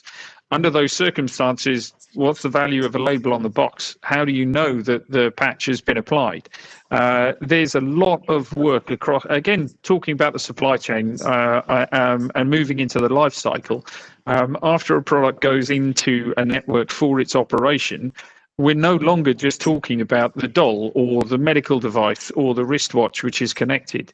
You're actually relying on a number of different providers to try and make sure that the patch is not only available, it's been applied and applied correctly. It's a very, very, very tough challenge, particularly towards something which is end of life. There have been some very big cases about this in the past, where a vulnerability has been exploited into an attack that ends up affecting systems and services in the United Kingdom NHS Health Service, simply as a result of the product trying to run a piece of operating system which is no longer supported, or the operator has not been able to apply a patch into a critical piece of equipment because it's not designed to be turned off and push restart in order to update the patch. Under those, in the complexity of that environment, a label is not going to work. And I don't think that legislation or regulation alone is going to achieve that. It's not a new issue. It's not a very small issue. It's been running for a long time. I think the challenge is really going back to the point that I said about having a mechanism for testing to take place between the private sector and the public sector. And also, I think it was Federico that mentioned the idea of consumers turning to an authority. So within that mechanism, how do security researchers declare a vulnerability? How is that vulnerability researched for a patch? How is that patch deployed in order to make sure that systems and services are secure in future? That's what's missing in my mind. Thank you, Mark. Do I have time to react quickly, or sorry, Gila, do I have time to react quickly? Or? Very quickly, because we already just on the two questions. On the vulnerabilities, I mean, this is really where the two pillars of the Commission, the Green New Deal and the digital transition, touch upon. And there, I mean, Professor Anderson showed already what the Sales of Good Directive is doing to ensure that manufacturers provide for updates for a minimum period of time. And we support that type of legislation in the future, that manufacturers, as an obligation, need to provide security updates for a minimum period of time. For us, it should be the lifespan on the product. We should also use the consumer expectations as legal meanings to be included in legislation. Just on the label question, we tend to agree with what was just said. And if we ask for minimum security requirements to be put in place, then all devices being sold by default would have certain securities embedded in them. And therefore, the label issue would be somehow redundant. Of course, we can always discuss that it's important for the users to be aware for how long a device will be updated. But if we have minimum security requirements mandatory in place, the utility of the label will be less relevant. Well, one of the things that we pointed out in our report and that I discuss in my book is that one of the big tasks facing regulators and industries over the next 10 to 20 years is closing the loop. So rather than just reporting things like attacks and vulnerabilities to ENISA, once you're talking about things like cars, then these have to be reported to the relevant regulatory agencies, similarly for medical devices. So information about what's going wrong has got to go back to the regulators who can actually change and update the regulations in question. And also data have got to be fed not just to the OEMs, but to the component suppliers and everybody else in the ecosystem. Now, this is going to be a major task, and that's one of the things that the Commission should be starting to think about. Thank you, Ross. So we're almost at the end of the panel. I will just like to ask the question from the audience before we close. So if you can maybe answer with 1 or 2 sentences about this one, okay? Someone from the audience asked us, what about publishing, inviting manufacturing companies to publish a software open source code so that the hackers, white hat hackers, could review it and scan for vulnerabilities? Do you think that would be a good thing forward? Anyone in 2 sentences? It's partly the role of our Cybersecurity Transparency Centre in Brussels.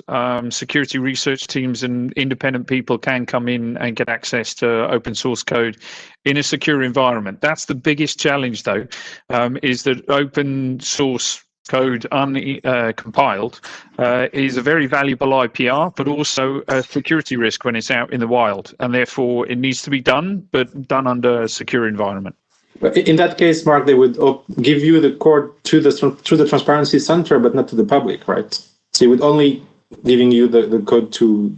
Exactly. It's a controlled environment. We're one of the companies that does do that for certain sets of our products. It is something relatively new. It's only been open for 18 months. The challenge is trying to get the testers into the environment. And over the past year with coronavirus measures in Brussels, it's been very difficult to achieve that. But that's the reason why I'd like to see that facility possibly leveraged a bit more through a mechanism of accredited labs together with regulators, national authorities, EU institutions in order to make the most of a facility which is available to test products. So I see Ross disagreeing here. So Ross, do you have a view on that? Well, I would like to see very much more openness, and many of the things that we rely on, such as Linux, such as, for example, the Android operating system that Huawei's products use, are open source in that you can produce your own versions of them and run them on kit. However, when we get to the Internet of Things, the difficulty is often in testing. And with vehicles where we've worked a bit, it's very expensive and tricky to test the software that goes in cars, right? Because you've got 50 different CPUs from 20 different manufacturers, and it's all got to work together. And the test rigs themselves cost a couple of €100,000. So more openness where it's possible, sure. On platforms like phone, lots of people develop on and where you can test easily. But for other platforms, we're going to have to find other models and other ways forward. So yeah, I agree with you, Ross. For IoT, Huawei is a really strong proponent for open source, and our IoT operating system Harmony is actually open source. Okay, any last word from everyone before we close? Very, very short, because we're already 5 minutes late.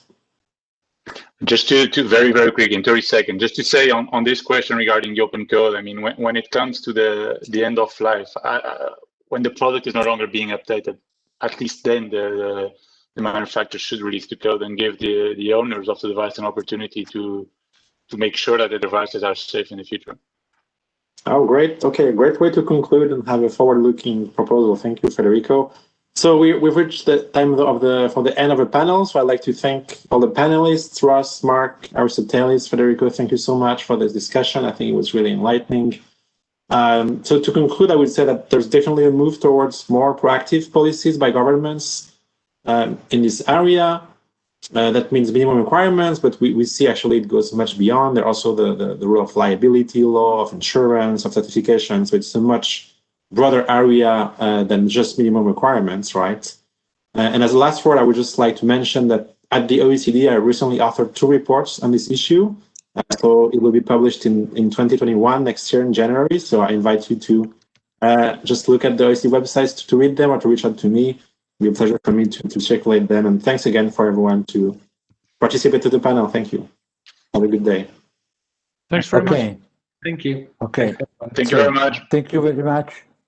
Thank you very much, everybody. So now we can close the first day of our summit. I think we had a really great start. And I will invite all of you to participate tomorrow at 10 a.m. We'll have the second day of the summit, and we will focus on some additional issues, basically the relation between artificial intelligence, cybersecurity, and the global data governance and digital sovereignty. So I hope to see you virtually, all of you, at 10 o'clock tomorrow on WebEx, CEPS WebEx. Okay, thank you very much to all.